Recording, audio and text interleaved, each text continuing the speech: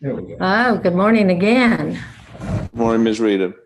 Now then, And Dr. Johnson in the background. Good morning. there he sir. is. Now, for some reason, my picture of several of you is really small. All right, Dr. Clark, Full screen, stream is active. Okay. I think Dr. Horton had a question before we get started this morning. She was distorted, though. I couldn't hear what she asked. Miss Dr. Horton, could you mind repeating the question? Okay, Rita, on my could you- screen this morning, can you hear me? Yes, ma'am. Okay, on my screen, it's a very small picture of all of the participants that I see, not.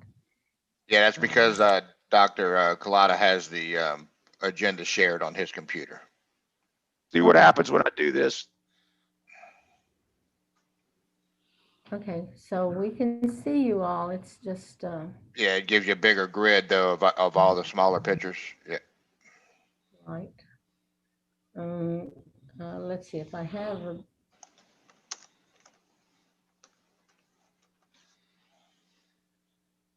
I'm trying to get my email off of here.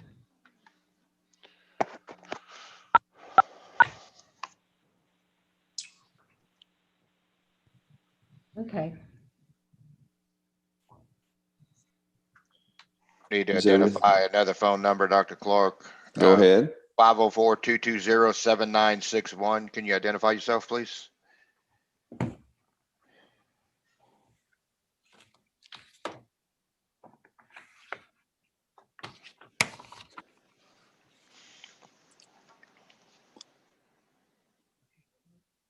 Okay, I got it.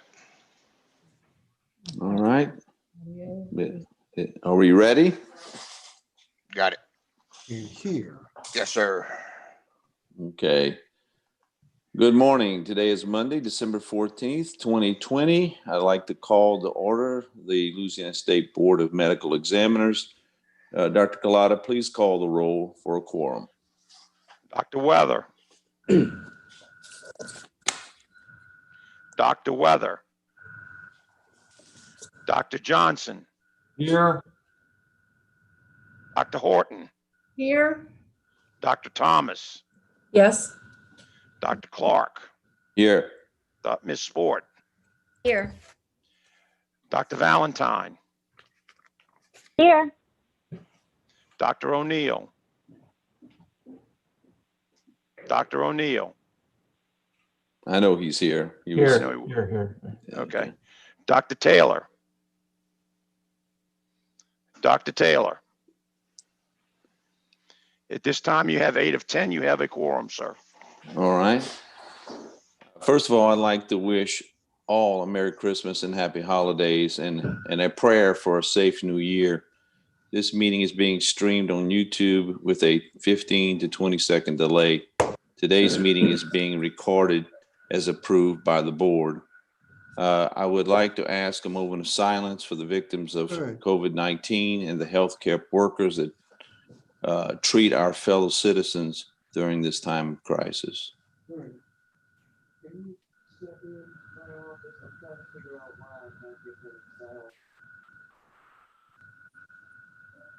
I'm in a Zoom.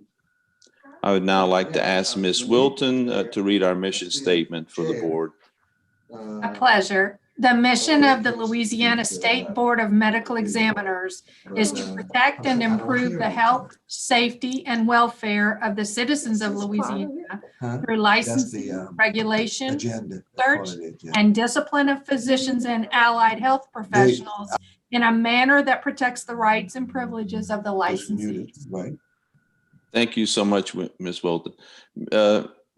Alan, would you mind muting all the mics, please, for a while, please? Okay. All right. Thank you. I would invite any public comments. That's done. We're still, Judge Yeah. Bagneris's mic is still open. Okay, thank you. I would like to invite any public comments to be emailed to publiccomment@lsbme.la.gov. That's publiccomment@lsbme.la.gov. I remind all of our staff and board members that all of your mics will be muted and to use the raise the hand function to be recognized. I'll also ask, once you recognize, please state your name before speaking. I also advise you that if you mute your mic yourself, it may be unable to be unmuted by Dr. Collada or Mr. Phillips. You may notice some changes on the executive session information. These changes are to protect the due process rights of the affected practitioners. Additionally, we will now ask for any additions to the executive agenda to be made now and any time before the completion of the public session. We will no longer be able to make additions to the executive agenda after the close of public session. Also, all public session agenda items need to occur before we begin the executive session. These changes are being made on the advice of attorneys assisting us from the Attorney General's office and our counsel. I'd like to introduce the members of the Attorney General staff that will be assisting us today, Ms. Suttereth and Ms. Angelique Friel. I'd also like to welcome Ms. Patricia Wilton to our legal staff this morning. We continue to be grateful for the Attorney General's help during this time of transition. Dr. Collada, please check for public comments. I have seen none. Alan, have you seen any? Not at this time. A point of personal privilege, Dr. Taylor is having issues. Alan getting with his Cisco. Could you please contact Dr. Taylor and see if we can get him online, please? Yeah, I'm actually speaking to him. Oh, okay. All right. We're texting. We're taking care of it. And then I have a phone number I need to identify, Mr. President. Go ahead. Someone has called in on 339-5720. We need to identify you, please. Yes, how are you, Dr. Weather? All right. Okay, Dr. Weather, thank you Morning. very much. All right. Good morning, Dr. Weather. Welcome. Okay, how are you? Very good. Very well. Very well. Just having some trouble getting on, but I'll keep working on this. Well, I appreciate it. We're rolling this morning. Is there any motion to add any items to the agenda this morning? It will take a unanimous vote of the board for it to be added. I may have a couple of motions during my president's report that I would like to bring up for some discussion, but we'll wait. I'll wait until we get there. The first item on the agenda is approval of the minutes. Are there any public comments? And remember that our email address is publiccomment@lsbme.la.gov. Do we have a motion to approve the minutes? I'll move. Second?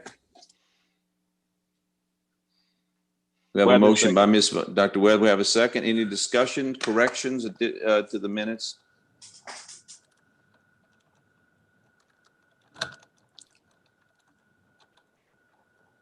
Hearing none. Dr. Collada, call the roll for approval of the minutes. Dr. Weather, Yes, here. Dr. Johnson, Dr. Johnson, Here. are you approving the minutes, sir? Yes, sir. Dr. Horton, Yes. Dr. Thomas, Yes. Dr. Clark, Yes. Ms. Sport, Yes. Dr. Valentine, Yes. Dr. O'Neill, Yes. Dr. Taylor. I think he's still having some issues getting on. Okay, but you have 9 out of 10 approving the minutes. Okay. Thank you very much. Motion is carried. We have some follow-up action items from last month's meeting. It's really I believe we had asked, or I had asked Dr. Yu and Ms. Sport to look at revising the legend I think they worked with the legal staff with Mary and Patricia.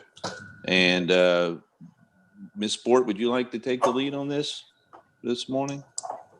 I will. I actually sent to Ms. Wilton a very long description of the executive director, the director of investigations and compliance counsel's duties that I took from all of the statutes, the rules, and our board policy. And then from that, from that, Ms. Wilton and I discussed that, and we decided that it was too verbose, but it's a document that we need in-house, and that this was the way to go, just to refer to the statutes. There are not going to be a lot of people asking for this information, more than likely, but anything that they would need is there listed either by a cite to a statute or to a rule. Okay. And Ms. Wilton or Mary, would you like to comment, or Dr. Yu?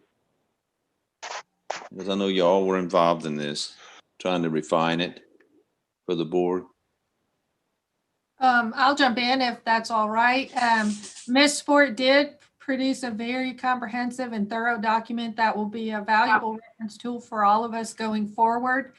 In further discussion with her, we came to the conclusion that because an organizational chart is primarily a visual graphic reference of the board hierarchy, that it wasn't necessary to put all of that information on the organizational chart, or even quite actually to append it, but that there were these 3 points that we thought were critical for an understanding of the relationship of these 3 board staff members. And that's why we included this as the legend. It takes away the dotted lines, it takes away any confusion, and just very succinctly discusses those 3 individuals and their relationship to one another and to the board as a whole. So we hope you like it. All right. Well, we'll ask for a motion in a second, then we'll have a discussion. Is there a motion to approve the legend? I'll do it since I wrote it. All right, yeah. All right, second. Is there a second? Thornton. Dr. Hart, second. And okay, now we can have some discussion. Please open up the floor. Any hands raised for discussion?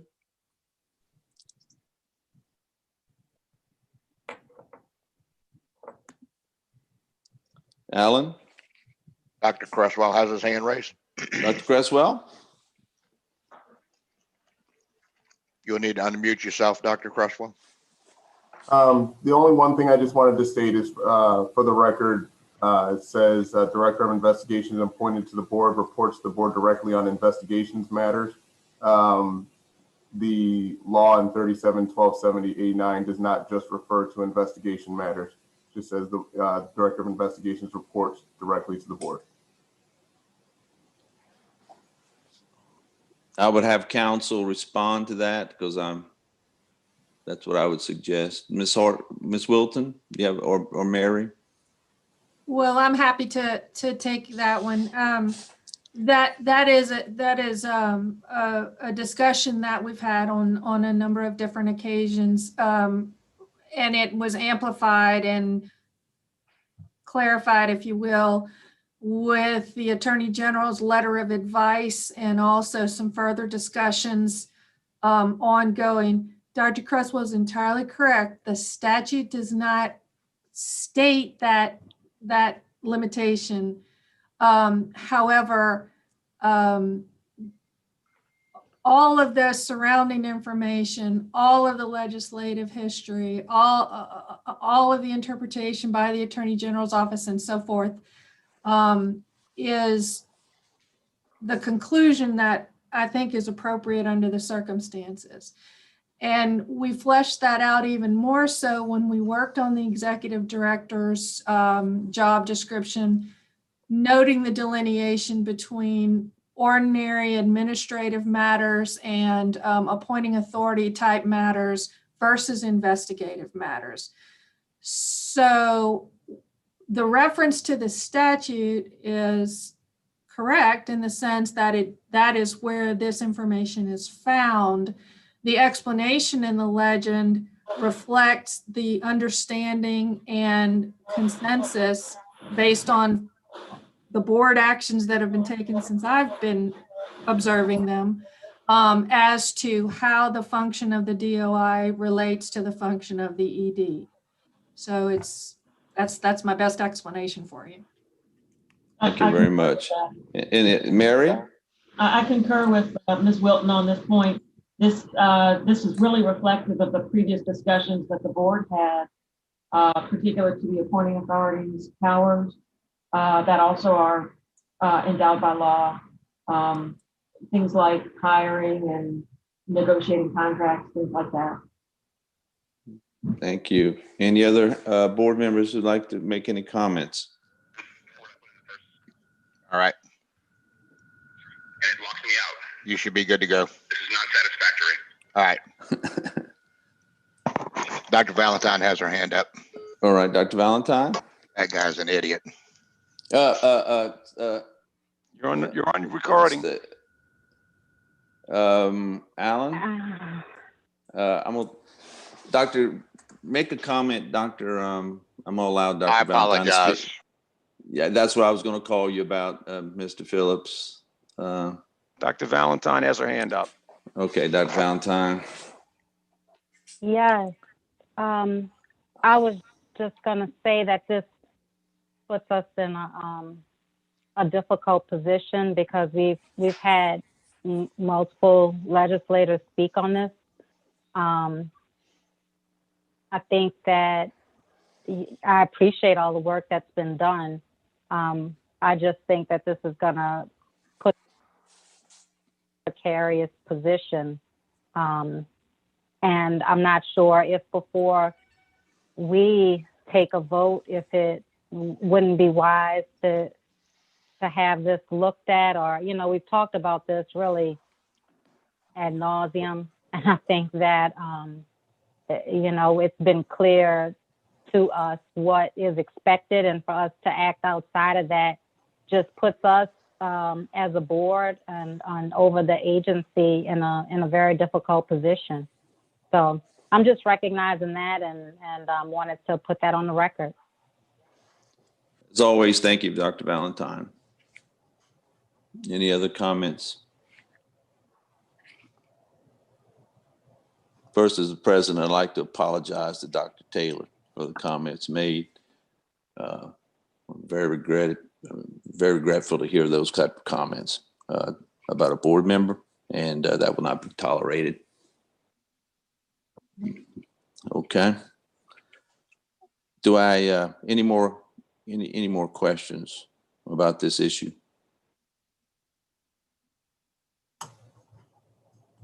Okay.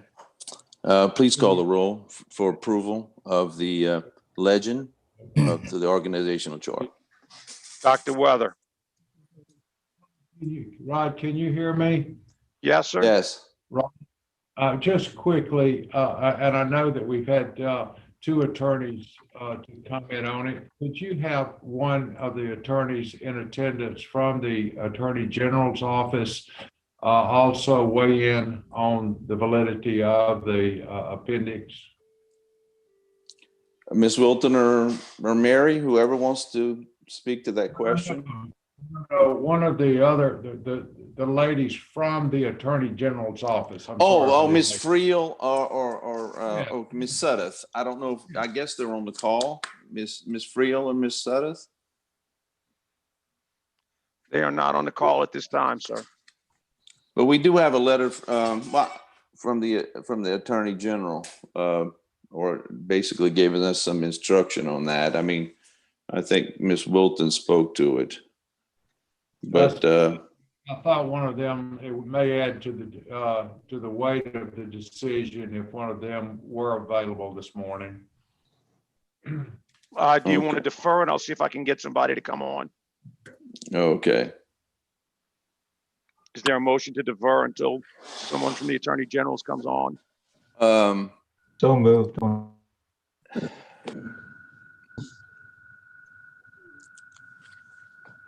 Do I have a Second, second? Valentine? I second. All right. Call the roll, please. On the motion to defer, Dr. Weather, Yes. Dr. Johnson, Yes.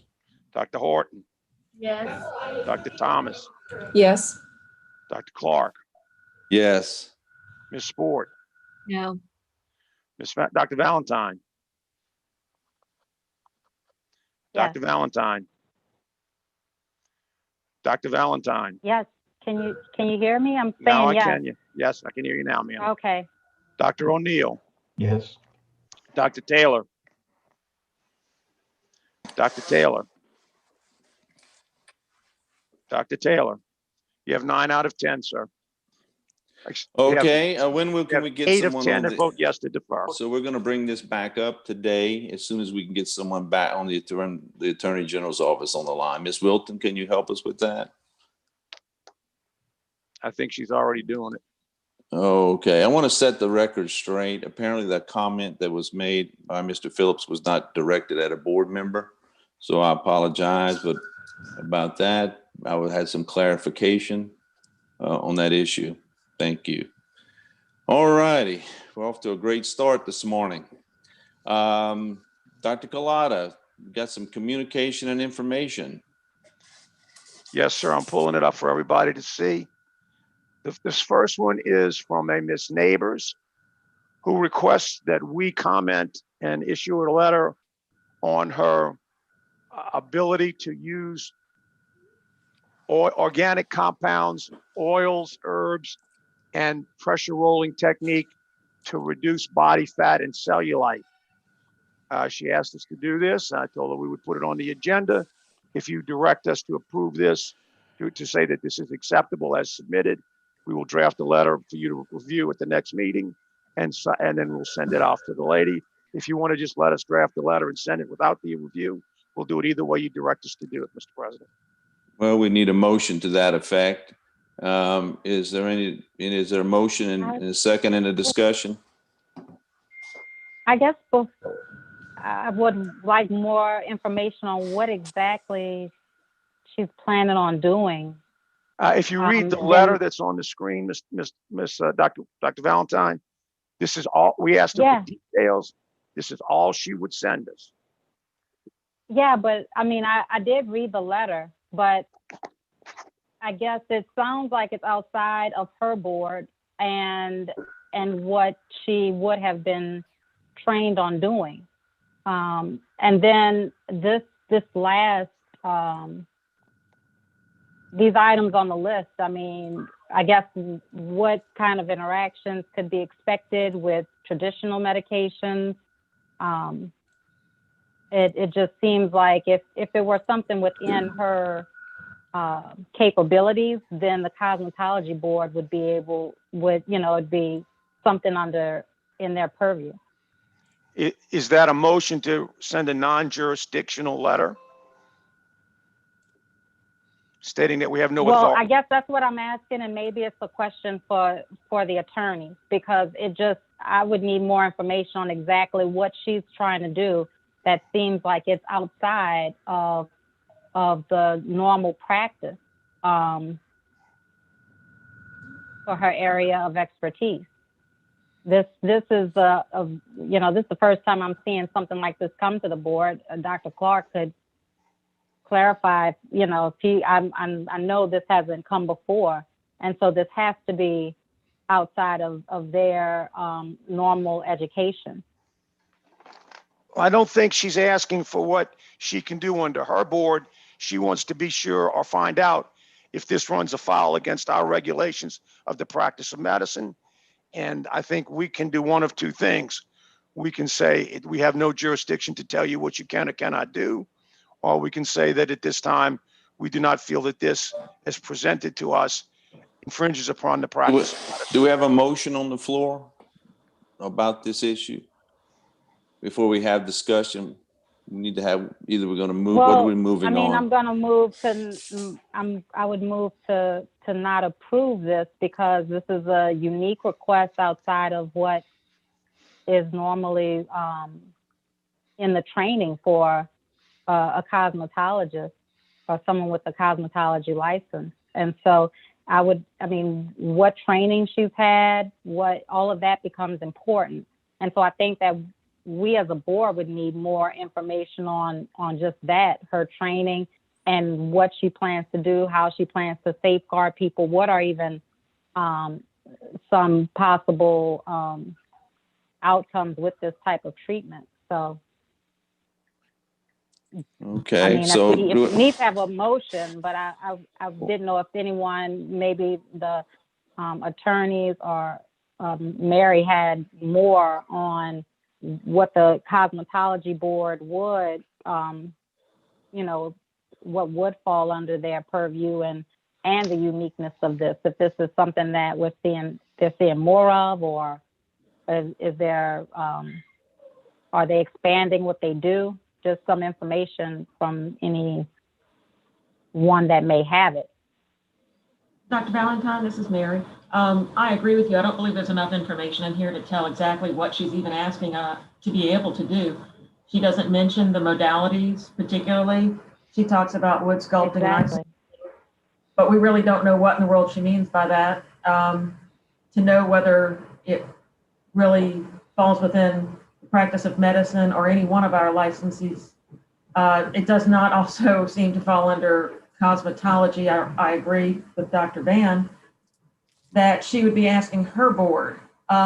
She mentions massage oil, that there is a separate board of massage therapy. And so it's unclear to me exactly what she will be doing.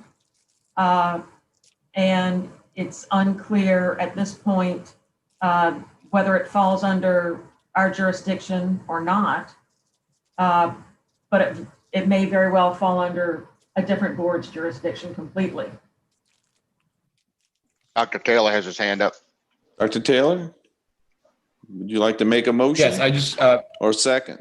I'll make a comment saying that from body contouring, I'd like to know the mechanism of that. Are we talking about surface? Are we talking about, are these things that are designed to go into the subcutaneous and fat cells? And without that information, I don't think we can move on this. So I would support a motion to send this back to the author for more information. Okay, I have a Yes. motion and a second, I believe, to defer. You do, sir. Okay, any further discussion? Any hands up, Mr. Phillips? No, sir. All right. We're gonna, I think, let's go ahead and just have a voice vote on this. All in favor, say aye. Aye. Aye. All against, say nay. Motion carries. All right, go ahead, Dr. Collada, second issue. The Walmart second issue. versus DOJ. Yes. Walmart is sending us some information about their recent interface that with the United States Department of Justice. They filed a complaint against the Department of Justice in Texas to clear recording obligations of pharmacists under the Controlled Substance Act. And previously we had advised you that the issue of Walmart and Sam's Clubs to refuse to fill prescriptions that are valid because they do not meet Walmart's corporate standards has been a problem. We told you several months ago, almost a year ago, that this Texas Board of Medical Examiners has been taking these up as the improper practice of medicine. And we chose not to pursue that at this time, but to refer those complaints when we got them to the Board of Pharmacy in Louisiana. Apparently, this has now reached a level where Walmart is taking on the Department of Justice about this. And I think we need to know that this is happening. We continue to get information from Walmart about prescribers that they think are improperly prescribing. And I think the issue that we get when patients or doctors call us, we are referring them to the Board of Pharmacy. But I wanted to make you aware that this is increasingly getting more and more voice. And I think this is for your information.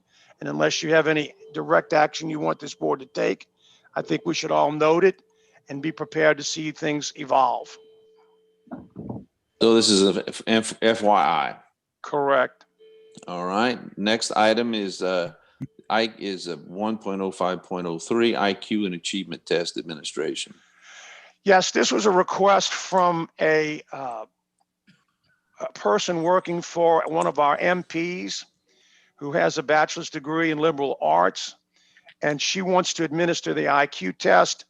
Mary did some research on this, and I would suggest that we ask Mary to make a comment about this. My initial recommendation is that this should be done by the MP and not by people who are not licensed to do it, but Mary should comment on this because she has some thoughts. What is the law, Mary? Thank you, Dr. Collada. I looked under Louisiana Revised Statute 37:1360.61. Those are the standards of practice for medical psychologists.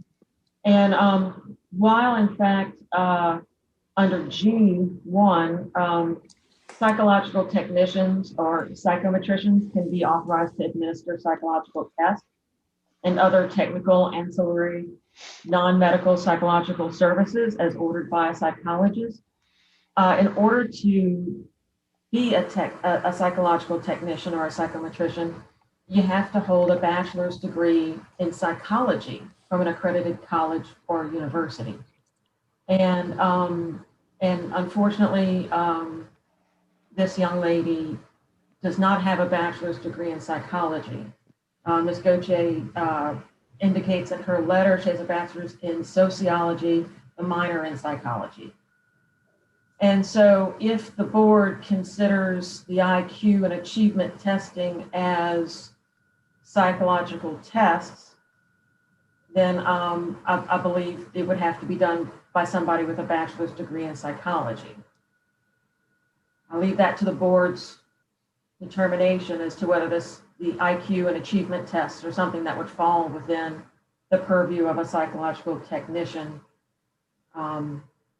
as stated under G. I think it would, as president. It fall underneath those guidelines. I think we'd be getting into a gray area if we didn't say so. That's my opinion. I don't know if any board members would like to comment. Please be recognized. If you raise your hand. Mr. Phillips, is there some other board members who'd like to comment? No hands raised at this time. Dr. Clark, Dr. Valentine has her hand up now. Okay, Dr. Valentine, you recognize. Please Yes, unmute Dr. Clark. Valentine. No, I agree with you totally. I think that if those are complicated tests and it requires that training to administer them. So, Dr. Valentine, would you Thank you. entertain, maybe we ask the attorney, y'all could bring back, well, Mary, you said, what you stated was very appropriate. Maybe you could bring something back like that as a letter in response to this question here. And Happy to do state that. statute and the law and et cetera. And that would be our response. Maybe we could bring that back if the board, is there any, perfect. I think we could have a common agreement that would be fair. Why don't we do that? Bring it back next month. I'll We do will that. bring you a letter next month, sir. Okay. Dr. O'Neill has his hand up. Dr. Yeah. O'Neill? Yeah, just having worked with psychologists in our department for years, that would be kind of the standard. Thank You can't take someone off the street and have them psych test people. Not that this girl's off the street, don't get me wrong. But, and IQ testing is a little bit different than some of the psych testings. So, but I don't think the laws are written to allow them just to do IQ testing. So. Thank you very much, Doc. Appreciate that comment. And your expertise on that matter helps us a whole lot. The next item is the president's report. And first of all, I'd like to thank again Dr. O'Neill and Dr. Horton for helping me over the last few months. We've been working on to conceptualize a plan to help some physicians who are dealing with the stresses of investigations and et cetera, or just stresses in life. And Dr. Collada will be presenting a PowerPoint on kind of a preliminary first look at something, and we'd really appreciate board's input because this is going to be a board action. I think we should all have input on developing this for our licensees. And so Dr. Collada will be presenting a PowerPoint on something that we're trying to put together. At least it's a start. And if Dr. Horton and Dr. O'Neill want to chime in, I'd please take the lead on some of that as we go forward in the executive director report. We're going to be working next month in the near future to try to comply with the LLA and its audit.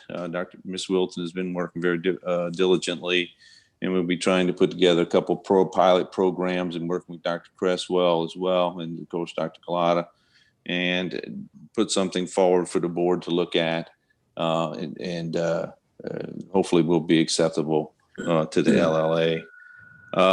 Something we'll be speaking more about in the executive session.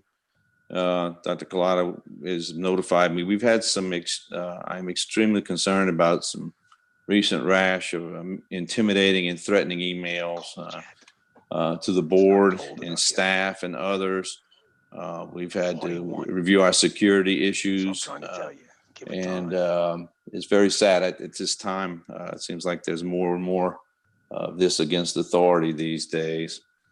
We'll also be, as you see today, we're looking into, on the administrative side, looking at hiring special counsel in an effort to bolster the administrative side. In the future, we'll be looking to do the same on the investigative side as we move and transition towards either potential in-house counsel on the investigative side or outside counsel as we've hired before. And those will be the discussions that will be coming up over the next few months. Something that we've been having some discussions back and forth offline and whether to bring it to this meeting or not, but I think it's timely. Even though we're a little bit ahead of the legislative session for next year, I'd like really to take some time to talk about a potential motion, and I'd like to have it approved by the board. And this motion really is for the legislation to move forward on a bill that would allow the board to either purchase extended board insurance through risk management through the state to cover our gaps in coverage, as we have seen more recently, and to work with other boards and the Attorney General for, again, legislation to cure the risk of antitrust that we must endure. And so I'd like to entertain some discussion and a potential motion on that legislation and have it as a resolution. And if there are any other, so I'd like to open that up to comments right now about this motion. Dr. Thomas has her hand up. Dr. Thomas. So one of the things that I've been asking for is that we have legislation to say that we cannot be sued in these matters. Can one of the attorneys speak to the appropriateness of that? Before we start a discussion on something, we should put it on the agenda and ask for public comment. If this is something that you guys want to discuss. I have a motion to put this on the public agenda. Dr. Thomas has moved, second by Dr. O'Neill. All in favor, say aye. Aye. Aye. Any nays? Hearing no nays, we have added it to the agenda. You can answer Dr. Thomas's question now, please. Mary. I'm sorry, what? She was wondering, please repeat your question, Dr. Thomas. So I guess the question is whether or not legislation can be drafted to say that we cannot be sued, like if there's some sort of protection that we can be granted. Because to expend money on insurance and all of these things, I mean, it seems like an unnecessary expense. If we just had legislation that said that we can't be sued in such matters, that to me would be the most efficient way to go about it. I welcome any thoughts by Ms. Wilton on this. However, Sure, that would, Dr. Thomas, that would be in the nature of absolute immunity. And only judicial officers at the present time have absolute immunity. We could explore getting a more fulsome or robust limited immunity, which would involve any matters that were not gross negligence, willful misconduct, et cetera. But for the ordinary course of board events, we could certainly, there are numerous boards, agencies, et cetera, that have similar legislation.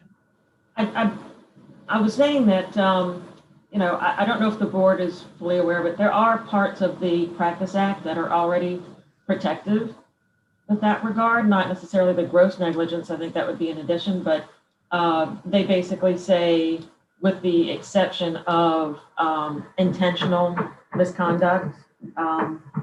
So there are protections that are in place, but in Louisiana, you do get to sue about pretty much anything first, and then it gets worked out in the court as to whether or not there is an immunity that applies. And I think sometimes it takes a long time for that sort of thing to get worked out. And it can be frustrating, I know, but that's the general course of how it goes first, is that somebody gets to file the lawsuit, and then there's a hearing as to whether, based on our objections. We understand that, Mayor. I just have, as president, I've spoken to many of the board members who are very concerned that our veil is potential piercing of the veil, not only personally, but extending on to our businesses, put us at risk. And then, of course, the antitrust issue that needs to be worked out. And so I don't know what the ultimate solution will be, but we need a remedy. And if someone would like to craft my motion maybe a little disjointed, or my suggestion maybe a little. Dr. Taylor has his hand up. Dr. Taylor, go please. Yes. And again, I agree with Dr. Thomas. This is a treacherous area. However, it's my understanding that even if we were able to get the best legislation available to us at the state level, that would not do anything to prevent federal cases that were filed on the basis of violation of their rights. Am I correct on that? I'll let counsel answer that question for you, since I'm not an attorney. Violation of constitutional due process and so forth, I believe that would be right.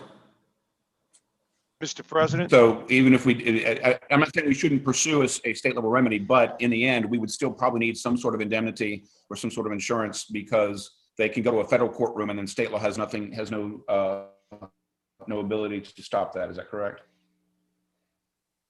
Well, if you don't mind me jumping in, Dr. Clark. No, please do. This is an important discussion. We need to, this is something that's been looming, and we really, I think, need to deal with it at this legislative session in some degree. And so it's time to open up a discussion. One of the things to keep in mind is that if the allegations are not for intentional acts, willful, deliberate violations of constitutional or other rights, if it's just a suit for damages alleging what I call garden variety negligence, the Office of Risk Management will likely appoint counsel to defend and indemnify those actions. It's only when it's either a programmatic matter that doesn't ask for damages, such as asking for injunctive relief and so forth, or declaratory relief. The Office of Risk Management does not cover that. Now, bringing me on board, I will be the person that will be the frontline defender of those actions in the ordinary course of events. So it's not as though you would necessarily need to have additional counsel. I do think the loop that isn't quite closed is the potential for corporate liability, because that's where the bottom drops out a little bit with ORM. They can defend you as a state appointed board member, but they can't defend your corporation. So that's the link that we're trying, one of the links that we're trying to make somehow. Dr. Collada? Yeah, that's something that can be addressed in the legislation, is to instruct ORM to provide that coverage. And of course, we would pay a premium to ORM for that. But that's the thing that I think we can do legislatively, in addition to expanding the coverage that might be even for federal torts as well, so that ORM can work with us, provide us indemnity and possibly defense. But the key here is that that would have to be a legislative instruction to ORM to start extending that coverage to all the boards and commissions. Now, all of the boards and commissions would have the option to say, no, I don't want to buy it. Some will and some won't. The more that buy it, the better it is, because then it improves the law of large numbers from the insurance product that ORM has to sell. Right, and Dr. Collada is correct in this, the bill that was momentarily had a slight breath of life in this past session was quickly stomped because of the fiscal note. And so the behind the scenes work that's going to need to take place this time around is going to have to be how is it going to be paid for? That's why I like to get ahead of this right now, instead of waiting till the session hits, because I think we need to start that work, because the folks I've talked to says that we will have to go through the Office of Risk Management for this. We'll probably have to pay a little extra premium to get coverage to protect ourselves and our corporations, which we all are incorporated. I'm even personally incorporated. And I'm sure a lot of us are as well. And then also that's part A, and then part B is to work with the other boards and the Attorney General and the legislation to try to cure this risk of that we have with antitrust. Now that may be giving us more layers of protection as far as review, et cetera. But I think the Attorney General's office is very interested in trying to have a remedy, and I would like to work with them and our board to work with them, as well as other boards, to come up with a remedy that the legislature will accept, as well as the governor. So that's kind of what I'm proposing this morning. Any other comments?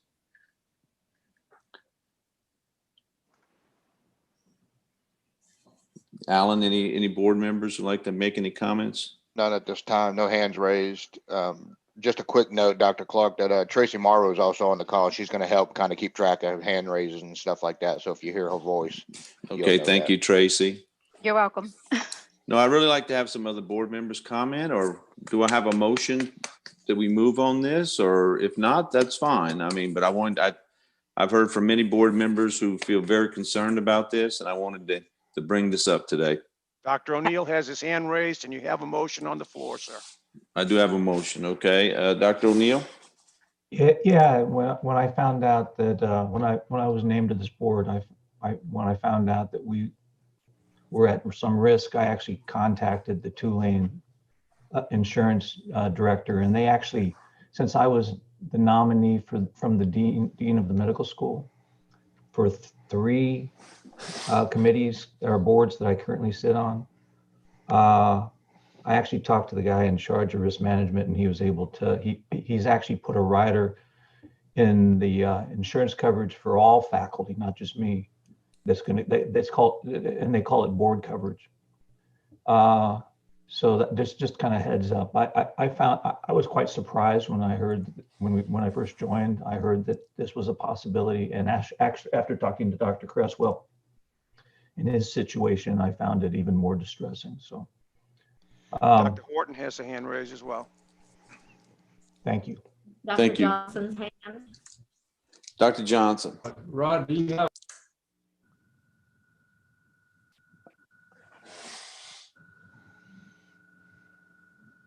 I lost you. Hello? Yeah, it looked like we lost him. I don't know if I thought maybe you lost me. I didn't know. When you don't hear something, you know if you're off or they're off. Okay. Dr. Johnson, Dr. Horton? Now? We don't have you. I don't know if it's a bad connection.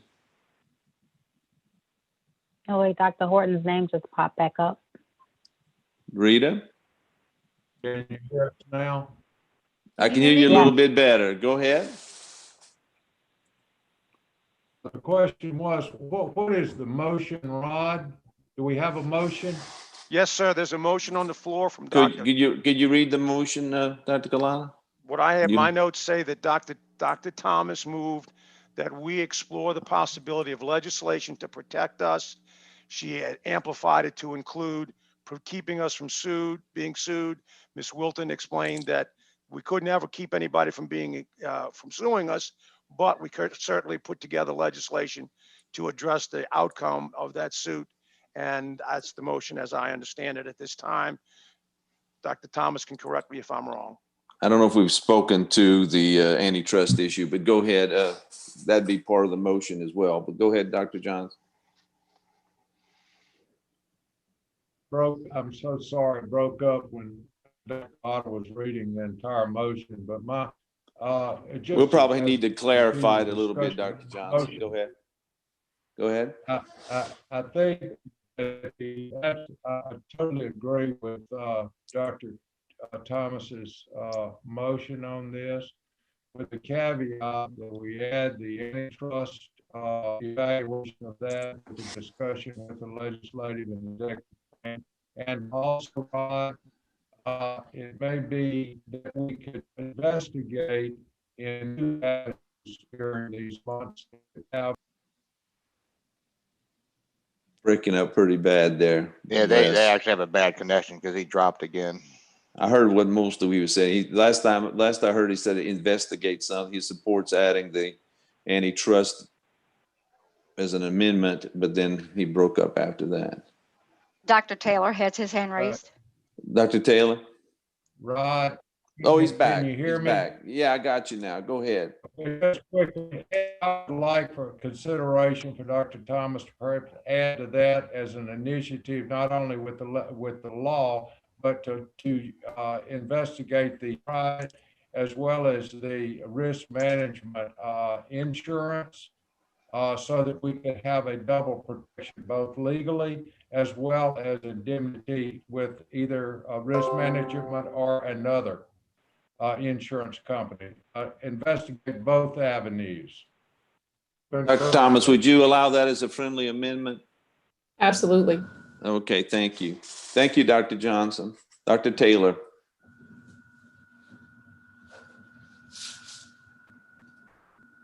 Dr. Taylor? Yeah, I was just going to second the motion. So go ahead, vote. All right, we have a second. I was gonna second Okay, any further discussion?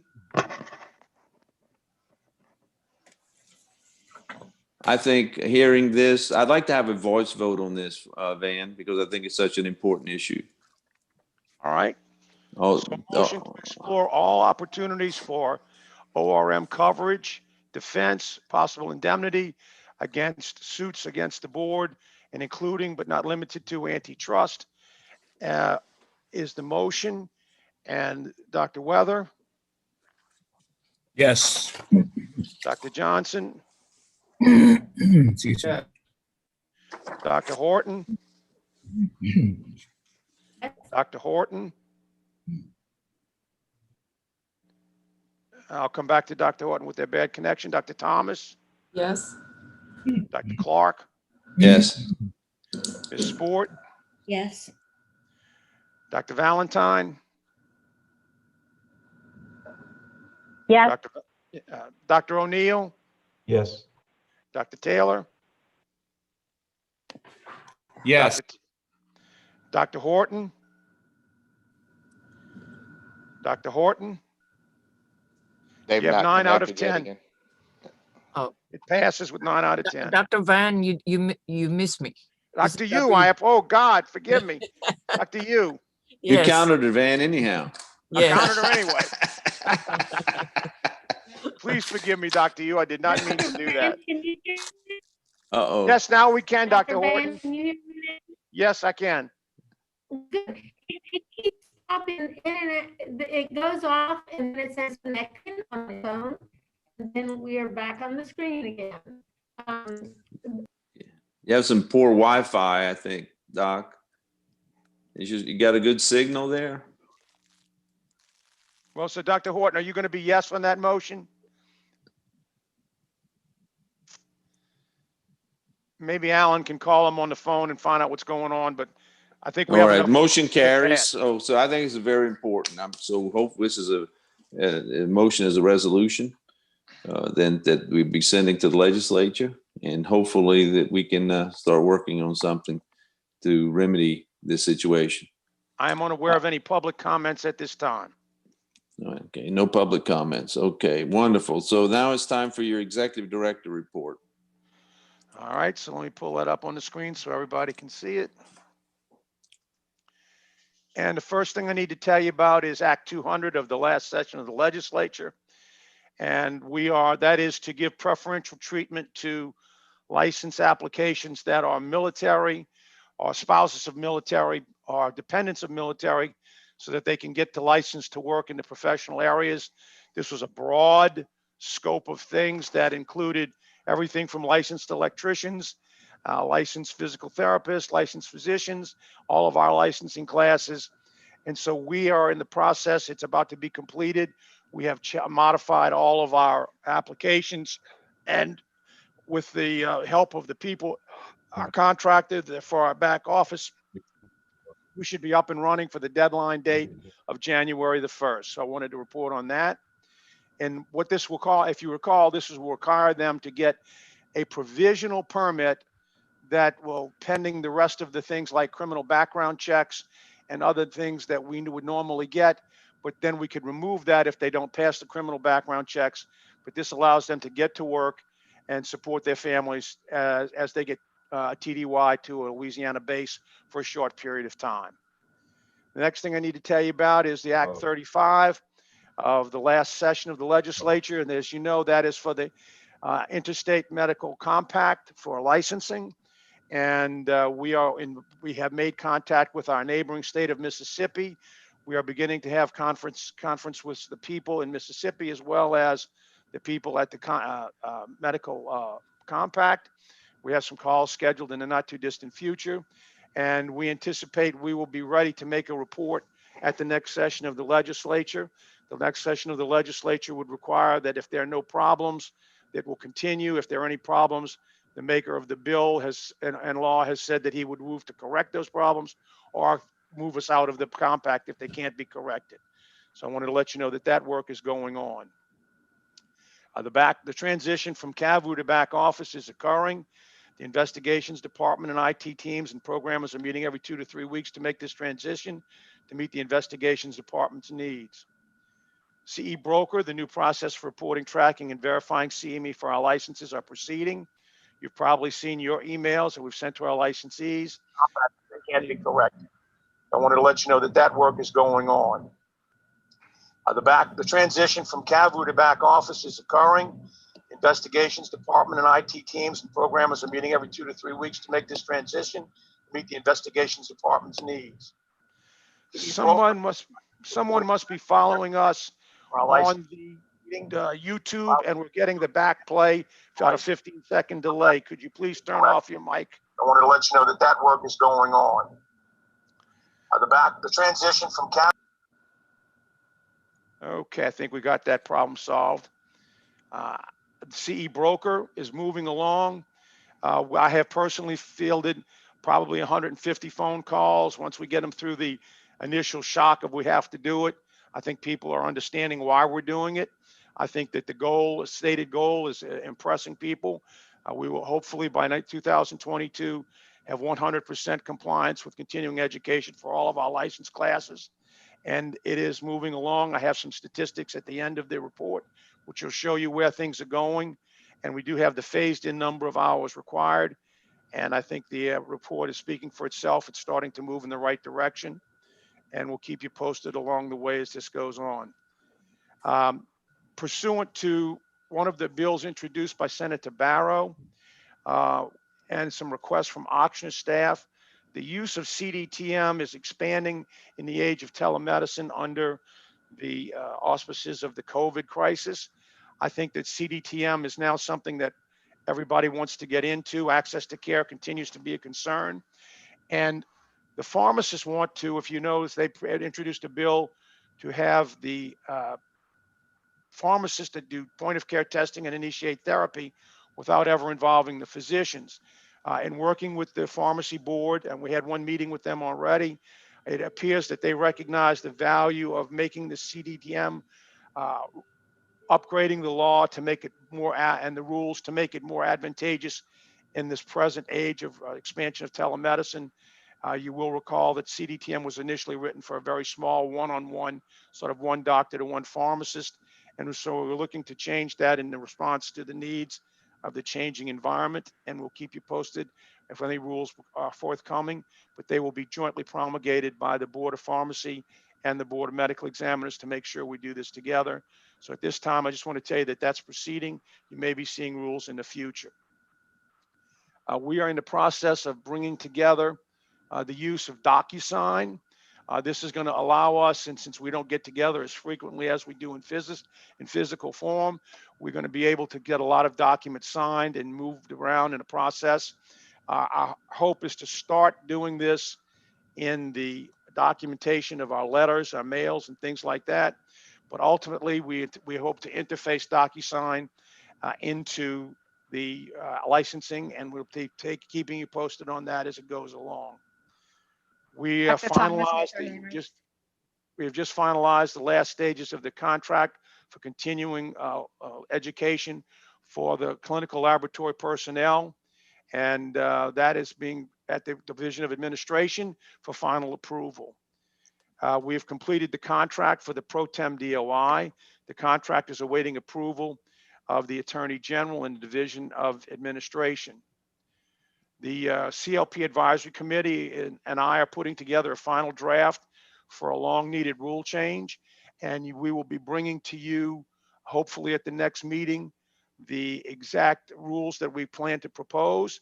And if you approve them, they will start the process, the lengthy process of state approval. The building renovation is proceeding nicely, but with some delays due to weather and storms and holidays. The entire group of windows on the Capitol side, with the exception of the one over the garage, are completed. The window repair at the top level to allow ventilation for the generator is complete. And all of the windows on the front side and Camp Street are done. We're finalizing the back wall, the brick pointing, and windows in the back wall. We have to fix some lintels. And then we're remediating the water leaks and intrusion and effervescence of the brick wall on the chain wall between the two next adjacent building. And we will be keeping you abreast of that. But I'm hoping that we will complete all of this within the required number of days, and there will not be any penalties for anybody. Dr. Collada, okay, Yes, this is Clark. When we thought this was going to be done by the end of the year, I know there's been some weather and that, but I thought that had been factored in. So when do you think this will be done and completed? Because it's been a significant, I know, distraction to our employees, but all the banging and all the noise, it's very difficult to sometimes over there. Yeah, I think the distraction and the banging noise are just about completed. I think that there's going to be very little disruption in the work of the office now. I do anticipate that it will be in a 270-day time limit, and I think that will be completed certainly in January. But I just wanted to let you know what's going on. So January is what you're telling me, into January. Yeah. Again, barring any weather-related issues or anything else. Okay. Dr. Thomas has her hand raised. Dr. Thomas? Yes, I just had a question. So a little bit more about I apologize if we talked about it before, the transition from CAVU to back office. Can you tell me a little bit more about that? Yes, we have a rather ancient system that was originally done by Dr. John Bobear, one of my predecessors, probably 3 generations or 4 generations ago. And it's a good system, but it needs to be expanded. And it really did not have the capability of being expanded and customized. And so we're actually bringing the back office system that we have within Lumon has the capabilities of doing that. And that will allow the people in investigations to bring a unified system to our agency. It will allow the adequate interchange electronically between licensing and investigations to move those matters along further. And I think it will allow us to have a more streamlined and efficient system. I know that Dr. Cresswell and his staff are working with the people at in Lumon and Alan and IT department to make this happen. And I think this is going to be a better serve our agency and our licensees in the investigation process. Maybe Dr. Cresswell would want to comment on that. Dr. Valentine has her hand raised. Dr. Valentine.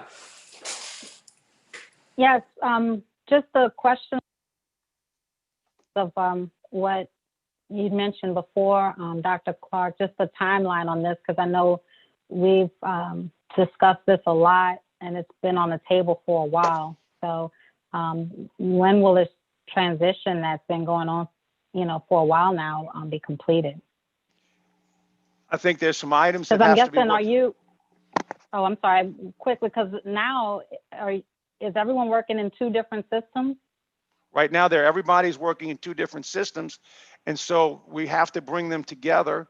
And investigations is finalizing the design on what they want the reports to look like, how they want to do the tracking so that there'll be automatic tickler files. There'll be notices of the stages of investigation so that they may more adequately track them and hopefully pursue the matters on a more rapid fashion with fewer delays and things move along a lot faster. I think we're pushing the Inlumin people to do this, but we also have to make some decisions on our end to modify the things that we want and make sure we get exactly what we want. And that's the customization that is going on right now. And just for some clarity, Dr. Clark, if you give me a minute, we've actually been using two systems since 2015 when we transitioned to a company called Big Picture, and they just could not get to the point to where they could get the investigations module usable, and that's why we had to transition away from them to the new company Inlumin, and they're working diligently trying to get the investigations piece going. Okay. So what Okay, that's what I was I- thinking about. I knew we had a trend that was going on for years now. I didn't want to say, but thanks, that does clear that up. So it was because it was Big Picture, and now Right. this is a third. Yeah, Okay.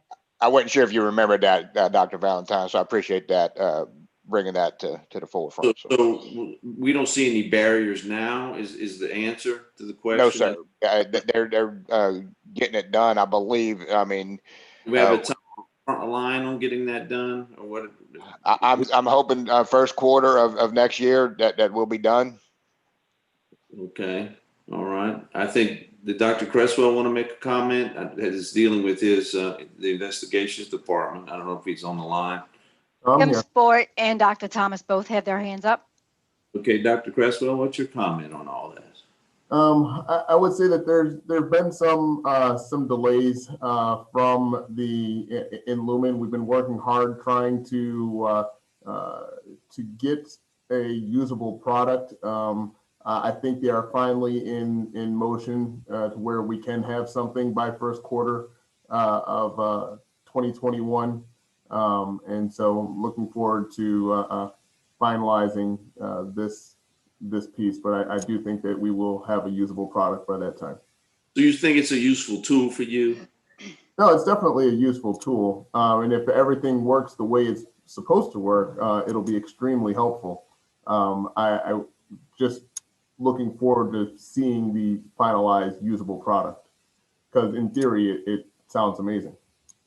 All right, thank you so much. Tracy, who has had their hand up first? I want to say Kim Sport. Yeah, it's in order, Tracy. Okay. So whoever's Okay. in order. Yeah. My comment is off topic. So when we get to the end of the EG report, I'll make a comment. Okay, who's Dr. that? Thomas. Dr. Thomas? Yes, I just had a question about the collaborative drug therapy management program. Can we can you explain that to me a little bit better about what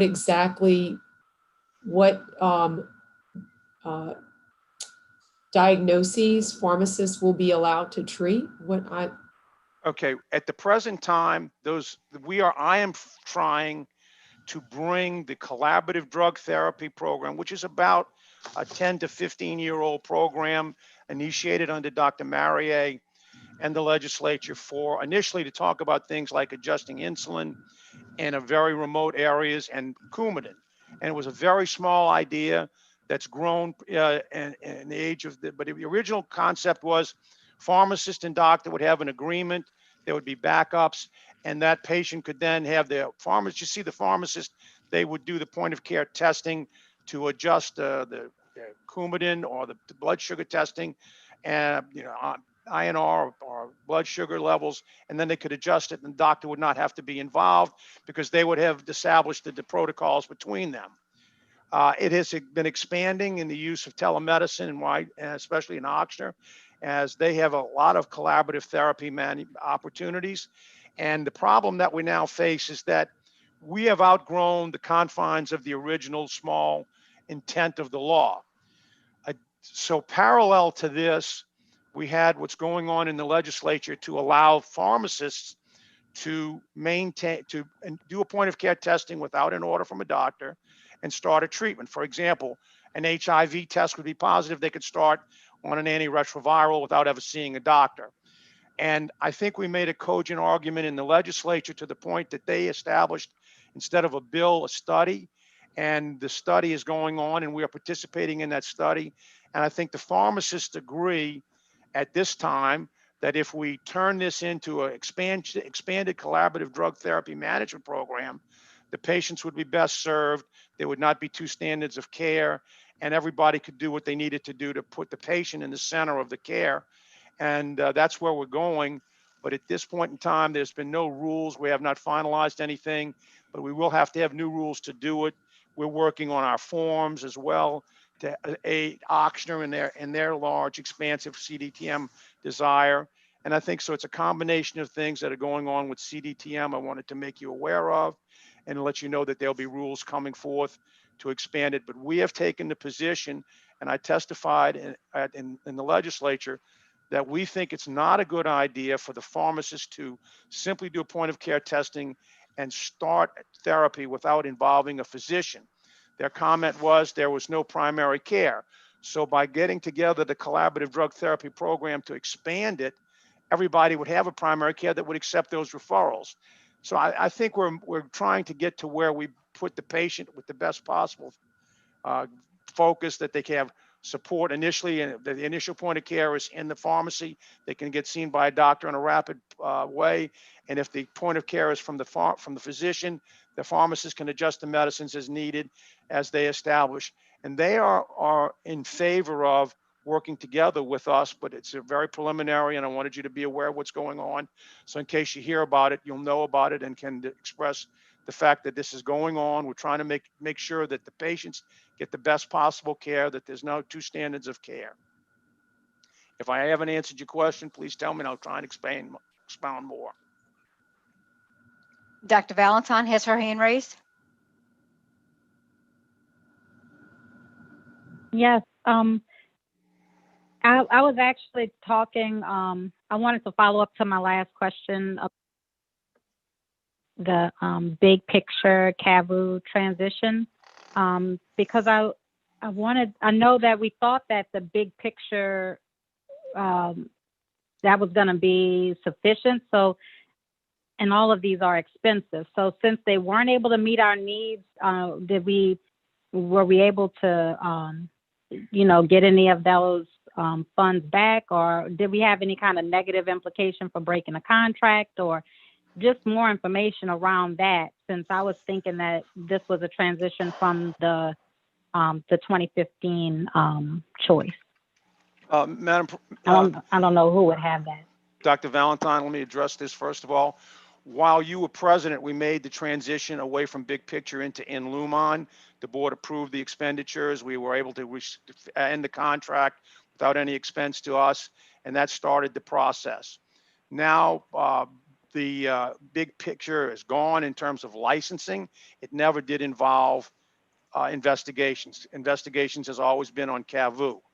So now that licensing is coming up and we're about to finalize all the things in licensing, we're trying to bring investigations into back office or the Inlumin product. And so we'll have a unified product across the platform of our agency. So, okay, thanks for that. So this is a transition from something that's still going on from something a couple of years ago. Oh, yes, I guess ma'am. I'm trying to get the timeline correct on, because Alan was right, and I was thinking about that 2015. I know we've had conversations about the transitions a few times, but I guess just wasn't aware that we were still in that process from back when I was president. This sounded like something new. No, it started when you were president in terms of bringing licensing on board. And you may or may not recall that I wanted to get this going and you directed me to let Dr. Cresswell get involved and get stabilized. And so now I'm back involved and I'm pushing this along to try and get it done because I think it benefits our agency to get this done. And I think that Dr. Cresswell has been very cooperative in trying to make this happen. His staff has made themselves available. He has several point people involved. And I think we're making good progress to finalize this transition from CAVU to back office. Okay, so you think that this will be completed coming at the end of the first quarter? Well, we hope so, but we never know when we're going to run into a problem. We will work the problems until they get it fixed. I mean, the goal is to get it done, and it's going to get done as fast as we can get it done.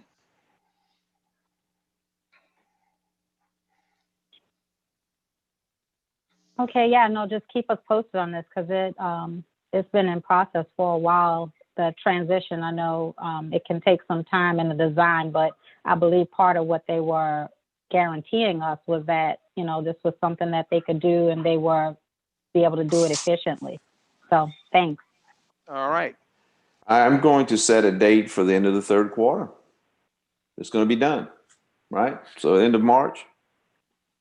End of the third quarter or the first quarter? First quarter, I'm sorry, first quarter you said, right? Well, we'll keep you posted. If there's a problem in January, we'll tell you about it. Okay, well, the expectations of the board, it's going to be done. We'll work on it. All righty, thank you. Go ahead, continue. Okay. Tracy, so- are there any more questions available, hands raised? I'm sorry. No more at this time. Okay. Next item on our report is the issue of the fact that we have had threats against the board members. Several of you have gotten those emails. And I will bring you up to speed in the executive session. But the staff is well aware. We're taking extensive security precautions, none of which I wish to discuss in public session, which we will do in executive session. But that's what we'll be discussing in executive session about the threat to agency staff. We continue to grant temporary permits. We are now, last time I looked, 2019. And interestingly enough, the temporary permits have been so successful in helping people that we now understand, and the people from MD Anderson have made it clear that now some 1,200 to 1,500 of their physician and medical staffs will be converting from temporary permits to all telemedicine certificates, because as I've said before, telemedicine is here to stay and we have to adapt to it. And that's some good additional revenue that will come to our agency on a regular basis. The licensing support group is the next topic, and we have this vision that we're talking about. I think that you've all had a chance to read this. I think that there are still a lot of problems to flush out. We have a list of those at the end of this, but I'd like to go on and proceed on to showing you what we're talking about. The mission of this group is to be a non-therapeutic, non-diagnostic, non-disciplinary, and non-evidentiary support group that recognizes and supports the licensees through the anxiety and stress of being under investigation.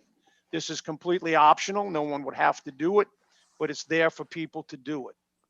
The concepts that we need to address are it's going to be virtual. This can be done on Zoom, and it would be voluntary. No one has to do it. It's group discussions. Well, first thing we wanted to do was to pilot it with physicians, physicians and surgeons groups, that is our DOs and MDs, and separate. And this needs to be separate and apart from the investigations department. This would be an administrative function and nothing to do with investigations at all. As I said, it would be virtual, groups by Zoom, like the telemedicine issue.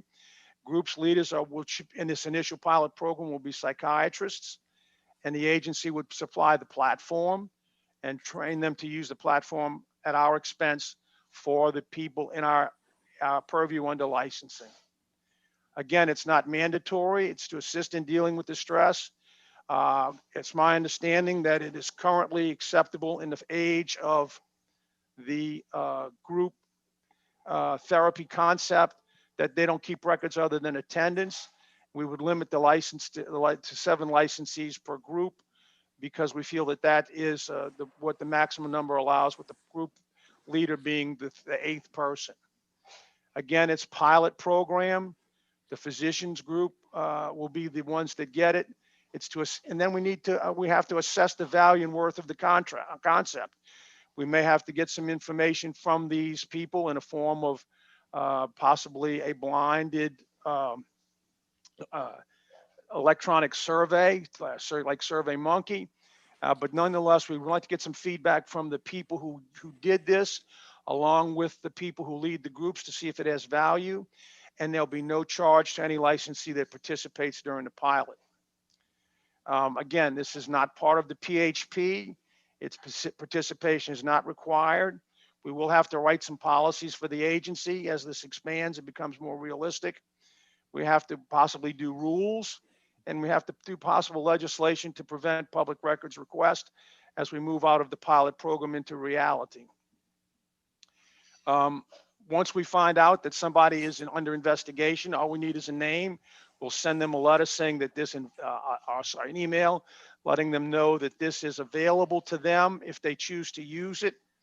And we then would turn this over to either the group leader to get to contact with them and let them know if they want to join or not. The agency's IT department will support the platform, but the actual operator can be the group therapy leader who is skilled in doing that. The budget for the pilot, right now we've been told by people in investigations that we have 30 to 50 physician licensees under investigation most of the time. If we pay $200 per session is paid to the therapist or the group leader. The groups will meet weekly with 7 to 8 members of a group. Assumptions that 8 group max will be in the pilot. So we wind up with a potential budget of $76,800. Now, the problems we have to resolve, and this is why we want to talk to you all, get some input from our psychiatrists and other board members who are interested. We believe that this would not be a HIPAA compliant activity, but we want to discuss it with all of us.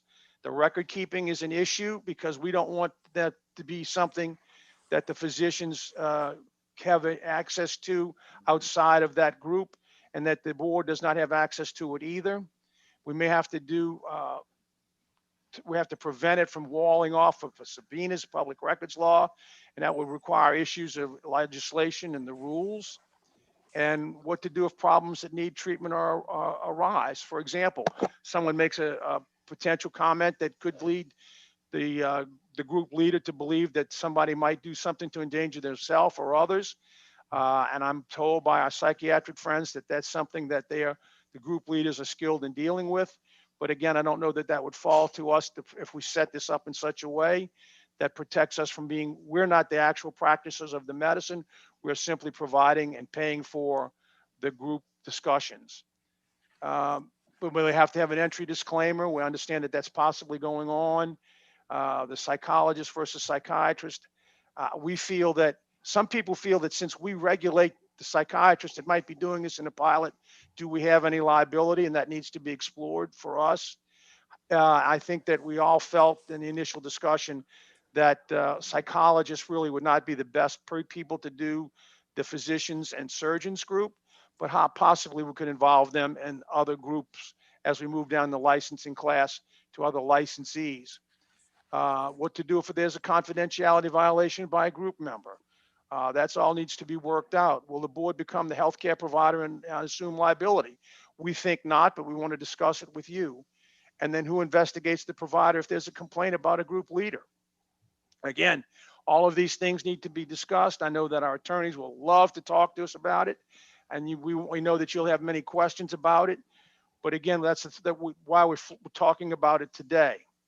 So there's a number of steps that has to be done if we intend to pursue this on an ongoing basis. And before we start spending a lot more time and resource to do this, I wanted you all to know what was going on so that if there's a general sense that we shouldn't do it, we won't. And if there's a general sense we should do it, we'll pursue it. So, Mr. President, I'll turn this discussion over to you at this time.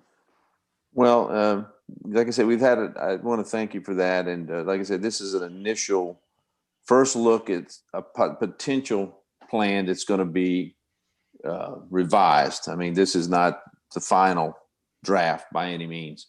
But if they could, I would like Dr. Horton and Dr. O'Neill to chime in, because a lot of this was kind of crafted upon our discussion. And so, Dr. O'Neill, would you like to make some comments about what we're trying to do today and what you had thought this could look like? Yeah, I mean, this is actually Dr. Clark initiated this. We all know, most of us know that when people are handed over to investigations after a complaint, it's very stressful, and we're trying to allay some of the potential negative processes that come from that, i.e. suicide, depression, possibly lawsuits against the board, but that's not the main reason. It's more to maintain the manpower of physicians in the state of Louisiana functioning at their best level if possible. My personal feeling, look, as we dug deeper in this, and on a side, the State Medical Society is also looking at doing something possibly for all physicians, because there's a significant amount of data about the effect of COVID on other physicians, but we're not going to address that at this point. So these people would be invited. They'd be sent a notice that they're eligible for this support. It's not a requirement, and if they choose to take us up on it, we would not ever know anything about it except for possibly a attendance list, and that would only be shared with us after making sure the lawyers think that doesn't involve us in kind of managing a program that potentially is healthcare. As you read this, Van, I guess my concern is, you and I have talked a little bit about psychologists versus psychiatrists running these groups. I started realizing is I recognize many names of our people being investigated, and I think most psychiatrists in the state, it's a fairly small group. So I'm just wondering if psychiatrists and the odds of psychologists not knowing the physicians referred is probably a little bit less, but that's something we can go into in the future. I will tell you, HIPAA makes a healthcare HIPAA compliant platform that I have use of at Tulane, and everybody at Tulane does. It's probably different than the corporate one we're using. But this is, again, the goal of this is not, it's offering a smooth landing, let's put it that way, where people get the notice, and then we're offering a group to talk about people with a group of people that are going through the same process and at different stages. And if handled well by the group leader, could be very valuable. You don't want this to become a group that becomes, they just pound on the board constantly. That's one of the downsides that potentially could occur. The number 8, we came up with just that's the normal size of groups. And obviously these people, I would suggest strongly that we also write in here that these physicians, if we do psychiatrists, they should not be prescribing for these guys at all. Because that crosses over the line in my mind. Rita, do you have anything you wanted to add? Well, I do. I agree with what you said, and I think this has potential to be very helpful. On some of the particulars, I would think it would be helpful if the board did not involve itself in the delivery of the service beyond contracting with somebody who is willing to provide virtual groups to licensees involved in the disciplinary process and notifying those licensees that groups are available for support by this and this and this person voluntarily, should they choose to access it. And then I would prefer that the board not be aware in any way who accessed that service. And that the physicians, the psychiatrists say, or whomever we choose, that would contract to provide that service, do it in their practice. Whatever office, hospital, clinic they work in, do it virtually from there. And instead of billing people's private insurance, they would just contract with the board, so many hours per week, and cover it without telling the board who is participating, without verifying that they're involved in the disciplinary process, because I don't think physicians are going to be calling these folks and asking to involve themselves in a group when they're not in the disciplinary process. I don't think that's a worry. If it's going to be voluntary and we're not going to use the information of who participated in our disciplinary process, then why do we need to know who it was anyway, who went and attended group?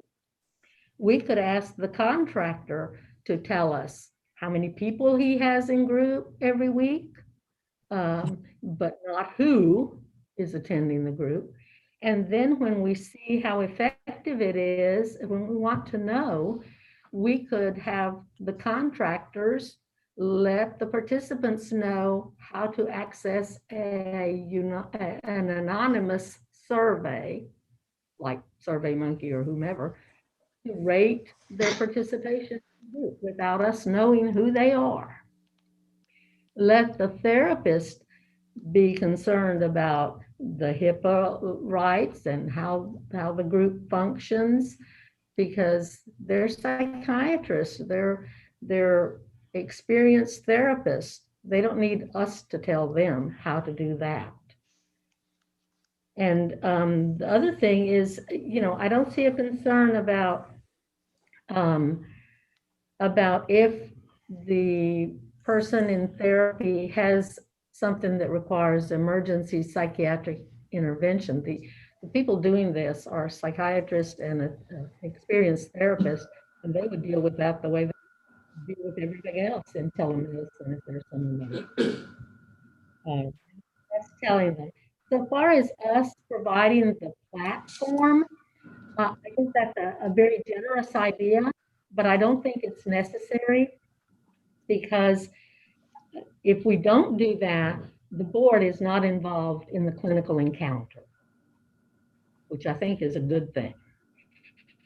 And these are physicians who are aware of how to use computers and how to participate in telemedicine and how to get an invitation from someone like Alan Phillips, who, a psychiatrist who's been doing telemedicine, can set up from his practice the group sessions, contact the people, and do it without the board being involved in the encounters at all. Okay, we have three hands raised. All right, before that, I want to make a comment. First of all, I want to, as you can see, how invaluable Dr. O'Neill and Dr. Horton have been to this discussion and development of this initial step forward. Again, the question is this something the board really wants to invest in? And so I want to, as we move forward, I think that's an important question. Do we want, we've gotten this far, kind of wanted to show you what we're thinking about. Is this something that the board feels it wants to invest in? Okay, Tracy, who would like to speak? Dr. Thomas is next. Yes. Mm-hmm. Okay, Dr. Thomas, please. Yes, so I guess my first question would be, I hate to reinvent the wheel, So are there other state boards that have done projects like this, and what has been their experiences? You know, what outcomes, what are the implications? Have they suffered any extra legal action as a result of implementing this type of process? And then my second question is, if to what Rita was saying, if so much of the process has to occur outside of our knowledge, then what is the utility of us doing this? So I guess what I'm saying is, if we can't know who's participating, and we can't know what is being said, and if so much has to occur outside of our knowledge, then what is the utility of us doing the program in the first place? Could we potentially, say, these particular psychiatrists or psychologists, have them listed on the website and say these people are interested in counseling doctors that are being brought up on board action, and then leave it at that? It just seems a less risky, less expensive way of us helping our fellow licensees. Okay, thank you very much. Dr. Valentine? Yes, I appreciate all the comments, and I think that having something like this could be very valuable as an extra resource. If our mission is to protect the public, that is making sure that the people caring for the public are safe and healthy as well. And so this is something that we have discussed for a while with the associations, just in the board, especially since 2017 for COVID. So, and physician burnout. Now with COVID, we just have even more of those pressures on our licensees. So I think a program like this, that is another resource for physicians that may choose to speak with someone just about the pressure of interacting with the board, I think would be of value. Now, another thing we found is that a lot of physicians, the only thing they want to talk to the board about is, can I get my medical license? And that's it. They don't necessarily want to have a lot of conversation with us. But if we have a resource here available, recognizing what our providers need, I think that's huge. So I think this is a great first step. I appreciate Dr. Clark asking that this initiative begin and leading us with this. I had a question about whether something would be available on an individual basis. If people, although you're there with a group of others that are also under investigation, there's still some discomfort. People may be, they may not want anyone to know that this even investigation is going on, especially if they have a non-public outcome. So they may look for a private session.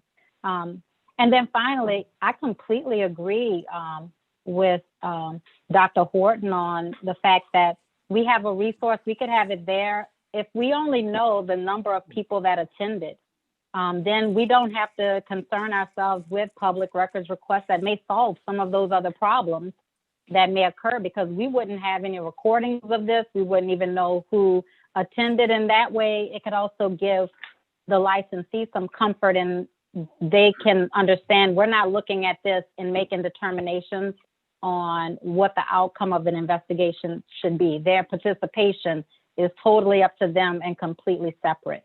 So that's all I'd like to say. But thank you all. I think this is a great first step. There are things to work out, but any resources we have for the licensees just helps to keep the public safe. Thank you, Dr. Valentine. I was remiss in not answering Dr. Thomas. Maybe someone else can answer her questions. One of the questions was, is this being done in other state agencies? And to my knowledge, this is unique in the state, maybe nationally. I don't know if it's being done anywhere in the country. It could be, but if anyone has any knowledge of it, please at this point jump in and help me answer that question. Mr. President, Yes. I belong to the Administrators in Medicine group, which is generally most of the executive directors of the various boards that the FSMB utilizes or participates in, I should say, that participate in the FSMB. And I put out a request for information, anybody doing this, and we have sort of this blog and we send out requests, and nobody responded in the positive. But before I go start really doing the kind of thing that Dr. Thomas suggested, I didn't want to get too far afield without really making sure the board wants to pursue this in earnest. And I agree. I think we need to know if this is something the board wants to pursue. I think the second answer to the second question is maybe I just don't know about some of these measures that we may want to try to put in to see if it's going to be effective or not. I think when you start something like this, you hope that that you're going to be, having a positive outcome on, and folks will participate. I think we probably have to work towards answering some of her questions, which is a good question as we move forward. We have 3 hands raised again. All right, next hand. Who's next in line? Kim Sport. Ms. Sport. Hey, Dr. Clark. I agree that this is a very, very good program, and I very much appreciate Drs. O'Neill and Dr. Horton putting their comments in. Dr. Thomas's question was exactly the one that I was going to, one of the ones I was going to ask regarding if there were other states that were doing the same thing. I have just I guess a gut feeling that maybe it shouldn't be us providing this service because we're the one causing the stress. And I was wondering if this might be better under the umbrella of the medical society, and not under, like I said, the people actually causing the stress. I just wonder if there's any type of conflict there. We know. Well, that's a good point. That is a good point. Like I said, that is a good point. And but we again, know you're stressed out, and we want to help you with the stress. And I think that everyone deserves to be helped with the stress. And I know that as an attorney, I do have a lot of, I can probably go online or call the disciplinary board or somewhere, and they can refer me to a video presentation or something, what to do if you are the recipient of a bar discipline complaint. And that of course wouldn't take care of all of the stress in physicians' lives right now. My gosh, between the financial stress from COVID and the first responder stress from COVID, and then the disciplinary stress, there's a lot. But I just still wonder if we are the appropriate entity to be offering the service. Thank you very much for your comment. Tracy, who's next? Dr. Weather. Dr. Weather. Yes. Excuse me. Good morning. Sorry. Good morning, Doc. I've had some difficulty with my being able to hear all, and partially everything has been stated, but certainly this is momentous, and frankly, the consideration and concept, I think, is something that we really need to embrace, whatever way is going to be feasible. But I think this really is quite important. Further, if I'm not mistaken, either the states of Oregon or Seattle has some, I think, published a paper on this. I'll have to see if I can secure that. But basically, again, this is, just congratulations and all the work that's been done. I think this is really very important for all of us. Thank you very much, Dr. Weather. Tracy, any other comments? Mary Payton. Ms. Payton? Yes, Dr. Clark, I would urge us to, since this is a broader discussion than I originally realized was going to be had, that we add this to the agenda, and that perhaps any motion be to continue exploring the options and allow us to research the questions that Ms. Fort brought up and so forth. And the other organizations doing this, perhaps some more information from Dr. Collada's group that he was exploring information from, so that the public also has an opportunity to comment and it can be put on the agenda for the next meeting. Okay. This is I guess it's kind of, it was mostly for information, but you correct. It's kind of went beyond that. Maybe it is appropriate for the public, and I always want to keep the public in mind. So is there a motion to that effect? We still have 3 people with their hands raised. Okay, Mary, I tell you what, we will defer that until we answer the question. We have all the answers to the questions. Okay, who's next, please? Dr. Thomas? Dr. Thomas? Yes, I think if we choose to go forward with this, a significant part of our consideration should be the legal implications. I'm thinking of all sorts of little scenarios that could expose this agency to more litigation than I think any of us want to have to deal with. Dr. Thomas, I couldn't agree more with you. I think it has to be almost a complete dissociation, like Dr. Horton was saying. We've tried to put this into this document, but again, that needs to be parsed through, because if it's any way that legally we can't do it, we just can't go there. It has to be clean. I agree with you 100%. There can't be any ambiguity here at all. I think when we tried to do this a couple of years back, we ran into the issues that we would become the physician. I remember Mr. Bergeron saying that we would become the actual physician. And we would try, I don't know if that was about 2 or 3, we actually tried to attempt something like this. And so we're trying to just have a complete separation. But if we can't obtain that, then we can't do it. I agree with you. Dr. Thomas, you're right on track. I agree with you 100%. Dr. Horton? Next, Dr. Horton. I did have some comments, but Dr. Johnson has some comments also, so. Go ahead, Maria. Okay, well, I wanted to answer just a few of those questions or comments that came up about whether we were necessarily the ones to do it, or, LSMS hopefully will be doing something also. One of the things that I think is important is a physician being involved in the disciplinary process with the board has an extreme and very different stressor from most of his colleagues out there in the community. So while a group is helpful, I used to run a professional women's group in my private practice. While those kinds of things are helpful, the disciplinary process is very unique. And physicians involved in that process, I've treated a number of them over the years, and they can become suicidal and require a lot of care. But one of the things they don't have is a group of people involved in the same process who can say, oh yeah, 2 months ago when I started that, 3 months ago, this would have happened to me, and this is how we got through that. And, to kind of walk them through it so that they're not all alone in it.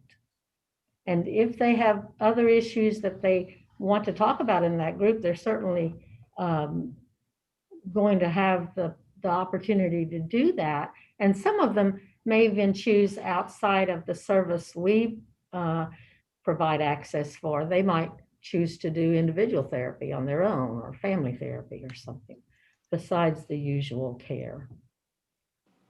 Okay, Rod, Thank you, Dr. Horton. Go ahead, Les. In reference to Kim's comment, just a quick word on where we got started on this 3 years or so ago. Some of the new board members probably aren't aware, but we had several situations where a number of groups of people were very interested in what was going on. Number one, the legislative branch and the executive branch of the governance of the state. The State Medical Society itself was heavily involved in this as into concerns.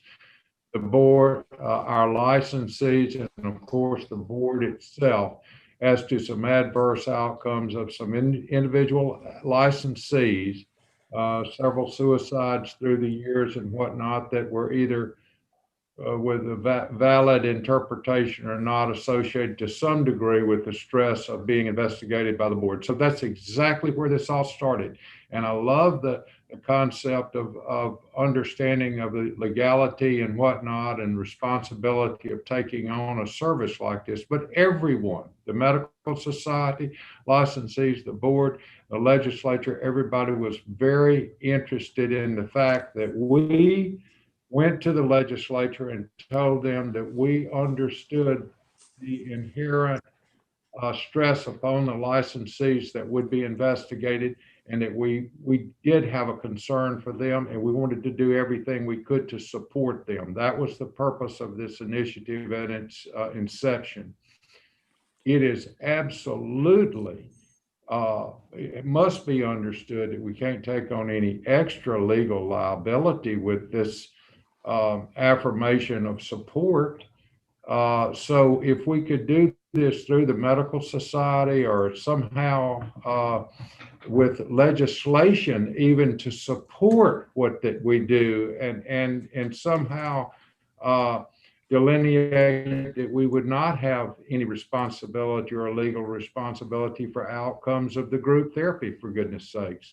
So this is a first step. I really appreciate Rod going and everybody that's worked on this going forward, because we did tell the legislature, I think I did that we were exploring ways of support for the licensees. And whatever we end up with, the fact that we're showing concern, which is absolutely genuine by each and every one of us, I think that's important. But this is just, Rod, just continue to work on this, get input from the State Medical Society. I don't know if Jeff's available now, but I've talked to him about this in the past as well, and whoever else that could clean this up for us a little bit. Thank you very much. Thank you very much. Any other questions or? Dr. Taylor. Dr. Taylor? Yes, I wanted to go back to Ms. Payton's suggestion that we actually, I think we need to actually have a vote to put this on the discussion. Would you like to make a motion, sir? I sure would. And then after we have that, I would like to, I think Ms. Susie is on the call. There was a study that had been funded looking at the types of bad outcomes that Dr. Johnson referenced in regards to physicians and that relationship to investigative process. And I was wondering what has been done with that work. Okay, first things first, so we have a motion on the floor. If you want to state your motion. I move that we ask for a unanimous vote to allow, I asked for a vote, and I believe it has to be unanimous to add this agenda item to today's agenda to be discussed in the public session. Okay, why don't we go ahead and call the roll real quick to make sure we get a unanimous vote.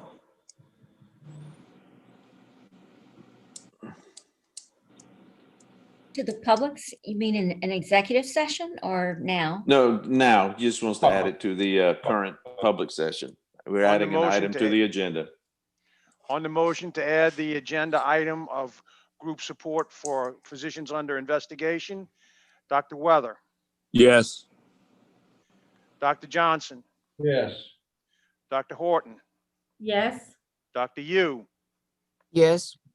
Dr. Thomas, Yes. Dr. Clark, Yes.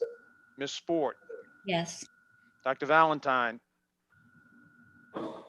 Yes. Dr. O'Neill, Yes. Dr. Taylor. Dr. Yes. Taylor. Okay, motion carries. Yes. All right, Dr. Taylor, I'd also, if you don't mind, would you mind suggesting that we add this to the agenda for next month as this continues to evolve for further discussion? Would you be against that? But I'll let you continue. I think that was part of your request as I well. don't mind deferring that question to Ms. Hallett if this once we're bringing it up next month. But I think since we're talking about this in terms of physician mental health and the situations that arose that Dr. Johnson had referred to, I do believe that there's been some expenditure and some time on this. I'd like to know where we are. If that's something that she's prepared to do today, that's fine. I sprung this, so but if not, we can wait till next month. Well, I think we spent a lot of time on this already, but if Susie, or if you're available to speak and answer this, if you'd like to defer this, we could defer some of the questions the board had and suggestions to next month. And kind of, this is mostly kind of an introduction today. It wasn't meant to be a long discussion, but can you answer Dr. Taylor's question? Yes. If you can, or if you want, we can defer. So Dr. Taylor, I'm glad you asked. I had, more recently, I've sort of been tabling this a little bit because we need some additional data from the CDC. I have some preliminary, I've taken a preliminary look at the data I have on suicide, and it's kind of interesting. I'm definitely not prepared to report on it now, and I don't think it would be fair, to me or the data at this point. But I am more than happy to discuss it more at the next meeting. Obviously I think it's important. We are, I've had some conversations with Dr. Collada and Dr. Clark because of some funding issues around getting the data, which they have agreed to. So we're sort of involved in getting more of the data on the deceased physicians from a different place. And so there were just sort of some issues about that, plus just me getting busy with some other things. So that's the basic answer to your question. I do have some preliminary data, which I would be happy to describe a little bit. It's by no means complete because I don't have the complete set of physician data. Also, there's just some data processing issues, but that's basically the answer. Thank you. Happy to discuss it more at a later date. I just didn't want them to forget about you, Miss Susan. Appreciate that. Oh, no, we don't forget about Susie. I know she's not quite ready yet, but we'll put this on the agenda for next month and continue to evolve this discussion, and we'll see how it goes. And any other questions or questions from the public, comments from the public as well? Anything out there? I don't see any hands raised. Dr. Valentine. Dr. Valentine? Well, as we talked about mine, because I know we have been trying to find a way to address this need for a while now, as Dr. Johnson mentioned, but maybe we could have, a consideration for developing something for the website that could be a video with a compliance council and everyone involved on what to expect when, through the investigations process. Maybe develop something like that so that, part of the stress, I think, comes from not knowing what's going to happen. And so maybe we can outline that process and have it there as a video that the physicians, whether they're under investigation or not, they can look at that and get some information on just that process and what they can expect when they're under investigation, kind of along the lines of what Kim mentioned, that happens for lawyers. Well, I agree, Dr. Valentine. We can have, not that we just can't have one, we can maybe have different avenues. We can have more than one piece. Yeah. Depending on what amount, that could be a good resource. This potentially, if it's legal, if we can go and do this, then maybe, if we think that we can afford it in our budget, and the board thinks it's worthwhile, can go all the way to the extreme and do something like this. But I think that doesn't mean we can't have many pieces. We can have more than one piece of this. Doesn't have to just be one piece. It can be, so I think we can and explore maybe that. Something about licensing as well. We have the funds for education, so maybe we can have some video series for, that Dr. Collada could look at what to expect, how in getting a license and frequently asked questions, or, things like that. I think that's very, very prudent to do. And I think we could bring that back next month. And so I think we got plenty of work for the staff to do now after listening to our board members and their suggestions. So we'd expect to have some responses to their asks. So with that, I will think we'll move on. Dr. Collada, what's next for you today? Well, let me get to it, sir. 1 second.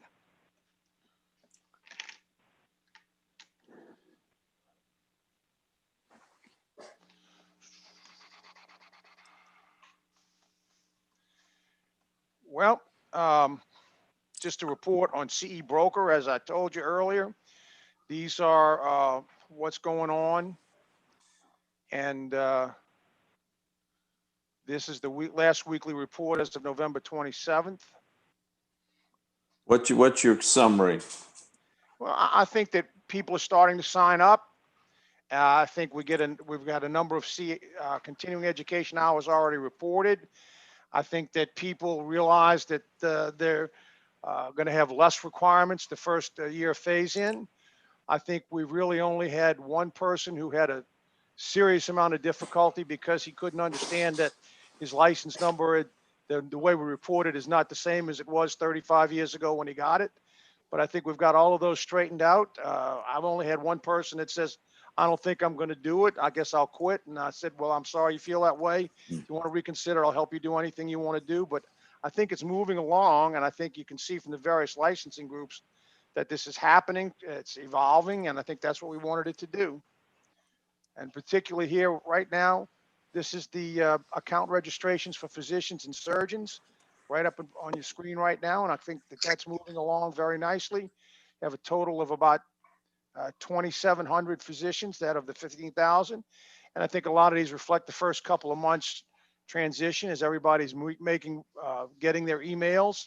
We continue to send emails every 2 to 3 weeks. We continue to put it on the website. And in time, this is going to be something that needs to be taken care of. But I think everybody's getting phased in. So I wanted you to see that. Okay. Dr. Valentine has her hand raised. Go ahead, Dr. Valentine. A quick question for clarification around the frequently asked questions for this. One of them was an example given about how the hours are counted, and we calculate based on the calendar year, correct? But this system is looking at the birthday when it's counted, because I know that was one of the questions. I just wanted some clarification around that. The board authorized me to allow changing to the rolling 12 months before renewal so that we could do this, because technically, if you renewed in January of 2021, you would have to have all your 20 hours to verify it for that year. The goal of this is to not let people renew, if you recall, so that we don't have people getting administrative suspensions that cause them to lose their jobs. So you approved several meetings ago that we could go to a calendar year, away from a calendar year to a year based around the 12 rolling months before your last day of renewal.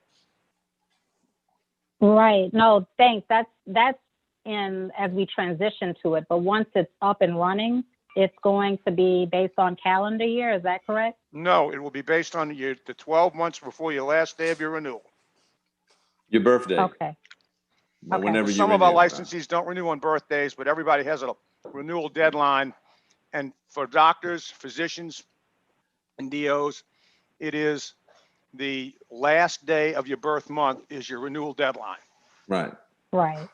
I think that was Okay, Doug's good job. I question. wasn't sure if that was just for the transition, but that's going to be going forward as well. Yes, because that's the only way we could. That's the only way we could automate the fact that you have the CMEs prior to renewing your license, which was the stated goal. Okay, thank you. Okay, Dr. Collada, anything else in your executive director's report? No. Susie Allen has her hand raised. Susie, comment? Yeah, just a brief, CE Broker sends us this data once a week, actually. So our most recent indicates 20% of physicians have signed on and give or take 10% of all the other groups. Just a quick sort of statistical update on that. Thank you very much. Jim Sport. Ms. Ford, yeah. What I wanted to mention earlier, that was a little bit off topic, but it's that Senator Barrow's husband passed away from COVID last week. And Oh, God bless. she and her husband spent about 20 days in the hospital. So I don't know if the board normally sends a condolence I note think we or should. something like that, but it's very, very, very sad situation. Very heartbreaking. Sorry to hear that. I'll talk to Dr. Collada about that issue. Thank you very much, Ms. Sport, for that information. Okay, let's take about a 15-minute break. How about that?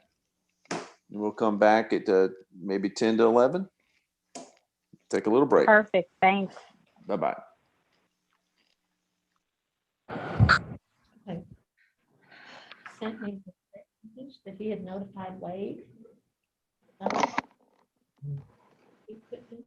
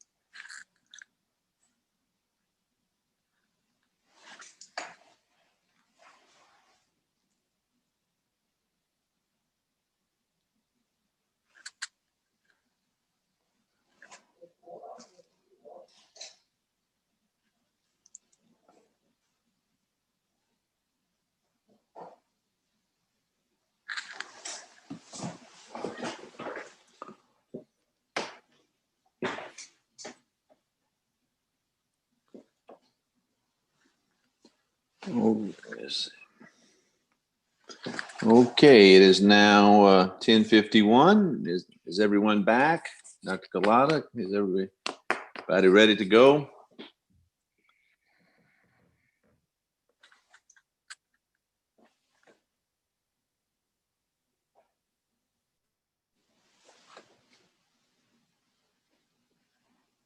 Alan, are you there?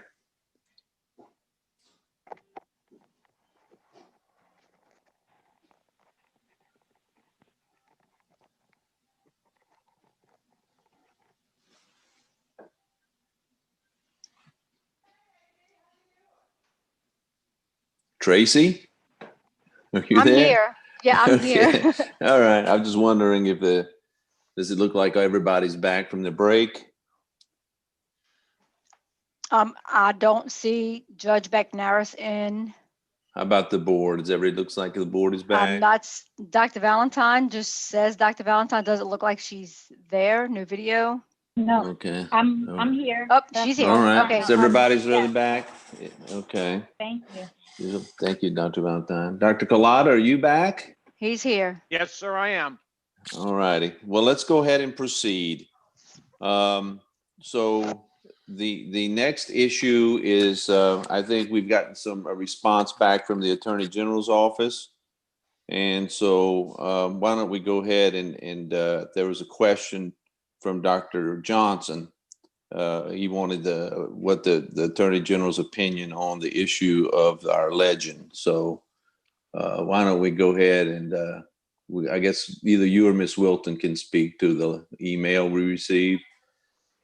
Okay, that Miss Wilton talked to Ms. Sudduth, and this, I should let Miss Wilton explain it, but this is the email that you see that Miss Wilton sent to the Ms. Sudduth, and then this is Ms. Sudduth's response. So yes, at Dr. Johnson's request, I reached out to Lauren Sudduth, who was my colleague, my cohort, assisting you guys while the AG was helping with your transition. And I explained to her that the organizational chart had the actual graphic had been approved last month, but that there had been some footnotes or what we were calling a legend. And there was some questions about that, and that was revisited as per the earlier discussion this morning about the work that went into it. And then Dr. Johnson asked a question of whether that would be something that the AG was in line with what he had previously stated, both in his letter of advice to the board and during his actual verbal discussion with you all when he attended your meeting that several times ago. Lauren was actually not in the office and she was unable to log on to the Zoom call. But with that as a background, I sent her the legend and this is her response. She said this is in accordance with both the law and what Mr. Landry has advised regarding the relationship between these three offices, which would be the ED, the DOI, and the Compliance Council. And I think it is on point from what we have previously discussed as well. And so I trust that that answers Dr. Johnson's question and to what end, and that y'all might be, unless people have more questions or more discussion, that you could be in a position to vote on this issue. Thank you very much. Dr. Johnson? It satisfies me completely. Thank you so much. Okay. Move to approve the legend. Okay, do we have a second? Second, Horton. And any further discussion?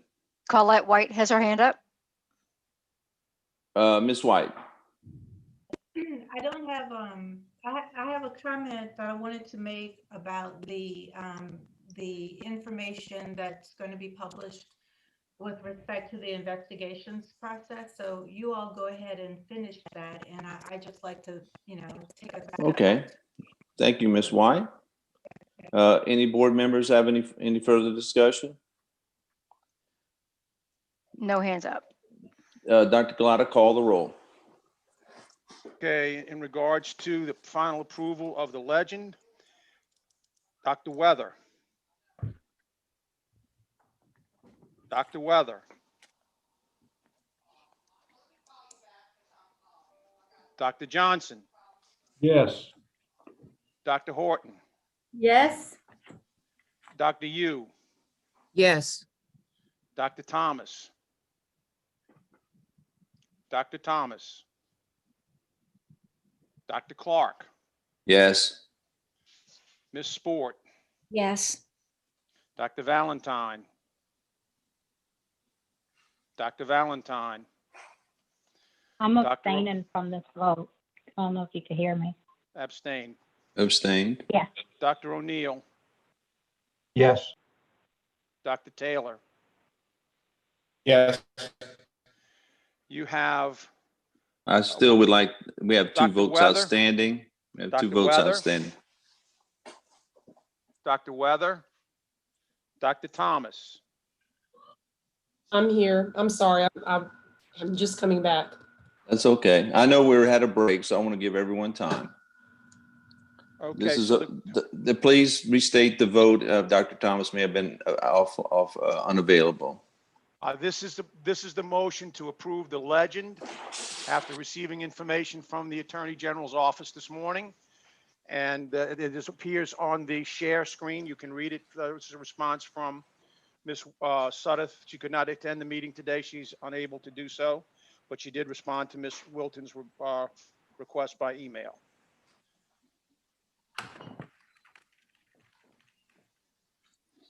So, Dr. Thomas, do you have a vote? No, I'm sorry, ma'am. no. No. No. I do have, my vote is no. Yes, ma'am. Thank I have you. it recorded. Dr. Weather? Dr. Weather? We have no response I from don't Dr. see him Weather. on the call. I don't know that, I think he may have dropped because I don't see him on. Well, I can look at the opportunity if he wants to amend his and add a vote. Dr. Collada, please. Yes. Okay, the vote is you have 1, 2, 3, 4, 5, 6, 7 yeas, 1 nay, 1 abstention, and no recorded vote from a third person. Motion carries. Okay, thank you very much. Next is the advisory committee reports. Are there any reports? There's one thing from the advisory committee that I need to get to you. Just give me a second and let me get back to it, sir. That's all right. We had a request from an occupational therapist, and that occupational therapist wanted to know if she could use her birthday is June, and she had got 20 hours in 2020, and she wanted to know if those could be used for the 2021 year. And I said it really was not the way we were going to do it. I'm sorry. We're glad that you took the hours, but we couldn't guarantee that you could use them in that way. I presented it to the advisory committee, and the advisory committee voted to say no. And so I'm presenting it to you all. I'm trying to find it right now. I'm sorry, I can't seem to bring it up at this moment. I need to change. Just 1 second. I'm trying to change the screen share. And the advisory committee recommended no, and staff would recommend honoring the advisory committee's request. This would allow her to still take her needed, she only needs 12 hours because she's in June, and she could take those between now and June. And like everybody else, there would be an exception that would be, I think once we did, it would set a precedent. And more and more people would ask for it. And I think the spirit of this is you take the hours in the time that you have 12 months to get it. So again, I'm sorry I'm having so much trouble bringing this up. Please forgive me. Yeah, my concern is that we've had this recommendation is coming from the committee, is not to accept, correct? Yes, that's correct. Any comments from the board members? No one has their hand up. Oh, I'm trying to put my hand up. Dr. Valentine, go ahead, please. Thanks. Just to clarify, so she got 20 hours before her birthday this year? Okay, well, if you recall, we sent out notices in March, and we put it on the Right. No, website I'm in just March asking- that everybody's CME hours would be waived for the 2020 year.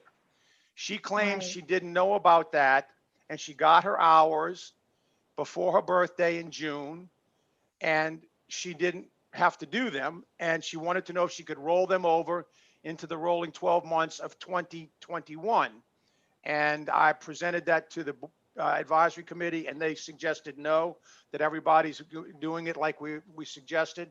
And she's got plenty of time to get her needed hours, and she doesn't need her 20 hours. She only needs 12 hours because her birthday is in June, because we said we'd add 2 months, 2 requirements every month. And so she's at 12 hours is all she requires. And she would have to get her hours anyhow. If she hadn't done this, she would have still had to get her hours for next year. So. Correct. Gotcha. Okay. These hours don't carry, do any hours carry forward in any year? Any hours that were taken within the rolling 12 months of the last day of your renewal month would count. Okay. Again, the only exception is the CDC training for the controlled substances. You only have to take that once lifetime. Only have to take that once in your life. That's correct. All right. So what if someone had an abundance of hours over and above those necessary for compliance? Do any of those carry over to the following year? As long as they were within the rolling 12 months of the last day of their renewal month, they would carry over. Yeah. For example, my renewal month is March. I have 26 hours that I've taken since March, so they all count. All of them were in 2020, but they will count because they're after April 1st, so I roll them into the 2021 year in the rolling 12 months before the last day of my birth month. I was going to ask Van if I could sell my excess this year. I'm not sure I want to buy them, but Unfortunately, you can. It doesn't carry over. That's the thing. It just doesn't roll over. Yeah, And so where she's asking is for these credits to roll over into her next year of application. And we haven't done that in the past. Of course, we've never had COVID in the past either. But that's an exception. And I'm just always hesitant to override one of our committees. That's just my personal belief as president, unless it's something that's really out of the norm. I think anytime anyone educates themselves is good, and more education doesn't hurt if they want to do more education for next year. But that's just my opinion, and I'd like to hear other opinions from the board. Board members, if I may interject, could we have a motion to add this to the agenda? it's supposedly on the agenda as a report from the committee. I can't bring it up yet. I'm having some technical difficulties, but I will bring it up shortly. I saw it in the agenda. Yes, I it's saw on the it there. agenda. All right, I'm just trying to get it to you, sir. I'm having We some have tech- 3 hands raised. Dr. All right. Taylor? Dr. Taylor's next. Yeah, Jim? I was just wanted to reiterate, support. Yeah, I just want to support what Dr. Clark said. If this is something that our advisory committee has given to us as a response, I think we should, unless there's a really strong reason to oppose, I think we should go with what our advisory committees are giving us. Next, please. Who's the next? Mary Payton? Miss. Okay, Sorry, but is that there was- board? Okay, Mary, go ahead. Yes, it was my previous comment. Sorry about All that. right. Next. That's it. Whoever All right. had their hand up before lowered it. All right. Do you need a motion and a vote on this, Van? Do we No, need I to mean, I approve can- this? You know, as long as the board's in agreement, I will, with the advisory committee, I will make that available to her and let her know what's going on. Do we need a vote to affirm our agreement? A voice vote would be fine as long as there's no, you know, All right. it's Do it. Can I have a motion to affirm the advisory committee recommendation on CME in regard to this case? So move, Taylor. Dr. Taylor, second. Board, second. Ms. Sport, any further discussion? All in favor, say aye. Aye. Aye. Aye. Any in dissension, say nay. Motion carries. Okay, Thank you, Dr. Coe. the next Go item ahead. on the agenda is dropped. The issue of dry needling is dropped. The board advisory committee has decided that they did not want to put that on the agenda after they asked for it. They withdrew last week at on Thursday. So again, I think we can move on to the next item on the agenda. And I just wanted to let you know that that was something that they wanted to consider, but after discussing it with other people, they decided to pull that down. All So, right, general administrative matters. Before we move on, are there any comments from the public at this time? Colette has her hand up. Ms. White? Ms. White? Open her mic, please.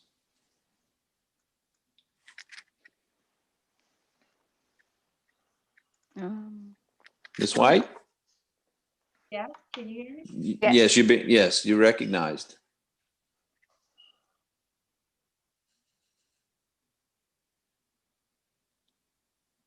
We're having issues with her connection. Her mic is open. I wanted to revisit that issue regarding the investigation process. About what, but please restate that. We're having some, you're breaking up. I couldn't hear what you said. I wanted to revisit and speak to the issue of the video for the investigations process. Oh, that Dr. Valentine had postulated potentially for, is that what the comment you were talking about? Okay, go ahead. Okay, can you all hear me okay? Yeah, I can hear you now. All right. Well, with respect to that, I wanted to say that in conjunction with putting together the codified book on the rulings of the board for investigation, I've also been working on putting together a video of that process. It's to be a 3-part video. The first part directed to the board for informational purposes, the second part to licensees, and the third part to the public. I've had the assistance of Dr. Cresswell, several of the investigators, or several persons from the investigations department, as well as Susie Allen, who's been kind enough to pull statistics for me and hard numbers. So in connection with the trial book, I have been putting together a booklet, or a notebook to be used within the agency and investigations. Dr. Cresswell and I worked on that. It's being used now. It's still in progress though. But I've also worked with someone who's helping me write the script for the video. I just wanted you all to know that. Well, I think the board, I know as me as president, would love to see those videos before they kind of, and before we actually, they go out. I'm sure you would plan to do that. But I would love to see that, and appreciate you being kind of one step ahead of us. That's good stuff. So thanks for taking the initiative. I should have a trial run for you, hopefully by the January board meeting, if it's at the end of the month. I've already been working with someone who is a professional videographer who's kind of laid out the roadmap for me as to how it needs to be done, and investigations is providing the information, as well as Ms. Allen. So I should have a preliminary run for you. May not be ready for full presentation, but certainly you and the board and Dr. Collada as well, would be able to take a look at it. Well, thank you very much. You're welcome. Well done. Any other hands raised? No hands raised. Okay. Any questions from the public? Okay, Dr. Collada, I think we're under General administrative matters. Okay, we have begun the process of looking for outside counsel to fill the role that Phil's agency, I should say Adams and Reese, provided us to supplement the work that, when needed, that Ms. Wilton will be doing. I think the key here is that. So let's make this clear, Van. This is for the administrative side. Absolutely only This for is not rulemaking. Administration has nothing to do with discipline.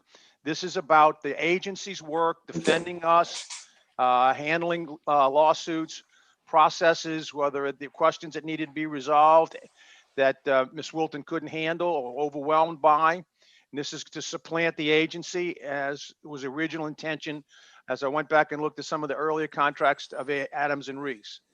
I think that this is to provide the external counsel when needed to work on an hourly contracted basis. And so what we have here is we've narrowed it down to about five groups of people. And the first one, I think you can all look at these, okay? We sent out a number of them. Some of you some board members suggested some attorney firms we work with. I'm not sure you can digest all of this and make a decision today. I suggest that what you probably want to do is chew on this, review it, read it, and we can discuss it tomorrow, next time.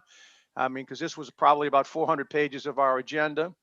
But I want to say right now in front of everybody in public record and session, when the matter of suggesting that we contact Jones Walker to do this, Mary and I discussed this several months ago, and we recognized the fact that my youngest son is an associate at Jones.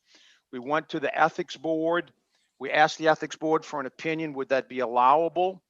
And the ethics board responded that as long as he was, not responsible for the files and his income was not responsible for the work, it would not be a problem. And so the ethics board approved this if we chose to give it to Jones. And I wanted everybody to know that, because I don't want anybody to say, well, you didn't tell us, but it's there. And if anybody needs a copy of the response, I'll be happy to forward them the copy of the response that was addressed to me. And I'm happy to share it with anybody who wants to have it. But having said that, we have these firms for your consideration. And if you want to flush out any of the details today, we can. Otherwise, we can talk about it next time. But I wanted you to know what was going on. We have not been sleeping in the background. We've been trying to make this work for everybody. It's a lot of stuff that needs to be done. And I don't think we can get it all done in today, but I wanted you to see it. Dr. Clark wanted you to know what was going on. So there it is for your approval. And point of information, what's your expectation for the board to have some of this done? In other words, what's your timeline on getting this done? I agree with you. I don't think it's time to digest a lot of this. It's not time yet to make a decision unless the board wishes to do so. But what are you looking at a timeline of getting this done? Well, I'd like to see it done, if we could, in the next 3 to 4 months, certainly by the end of the first quarter as well. I think the key here is that once we make a decision, remember what the process is. Then we have to get a contract. Then we have to send that contract to the Attorney General's office for approval. Then we have to send that contract to procurement for approval. And then we can begin to engage their services. So it is a lengthy process. We've done a lot of the research for you. We've compiled a lot of the data for you. It's there for you to review. I certainly would like to make a decision as soon as you can and have them on board to assist the agency whenever we need them. Right now, we're using the Attorney General's office, and the Attorney General has been very kind to continue to support us. But I know that there's a feeling among some of us that we want to get together with finalizing, moving on to our real, whatever outside counsel we choose to use. And that's my goal in this, to get it for you all to start making a decision. So I think if we can get, the sooner the better. Then if we can make the decision by the end of the first quarter, we can probably have them on board by June or July. Is there an appetite for the board to make a decision today? Is there a motion? There's 3 hands raised. Dr. Taylor? Okay, Dr. Taylor. Yes, I would like for it. I don't think we can make a decision based just on these representations, but I would like for us as a board to discuss the mechanism by which we're going to make this decision. I mean, we have these. Are we going to just pick one? Are we going to narrow it down? Are we going to interview? Are we going to set up a rubric for requirements? I mean, obviously they meet all of the stated requirements in the posting of the job. I'm interested in the mechanism of, I'd like you down to maybe 2, maybe 3 firms out of this list, and then sit down and kind of drill down to see personality-wise, culture-wise, who fits best with us. That's just my thoughts. So I'd like to know what the board thinks regarding, the mechanics of how, as a group, are we going to do a subcommittee? Are we going to do a committee of the whole? How we're going to delve through this, because this is a huge decision, and I think we all need to be involved in it, and it needs to be done fairly soon.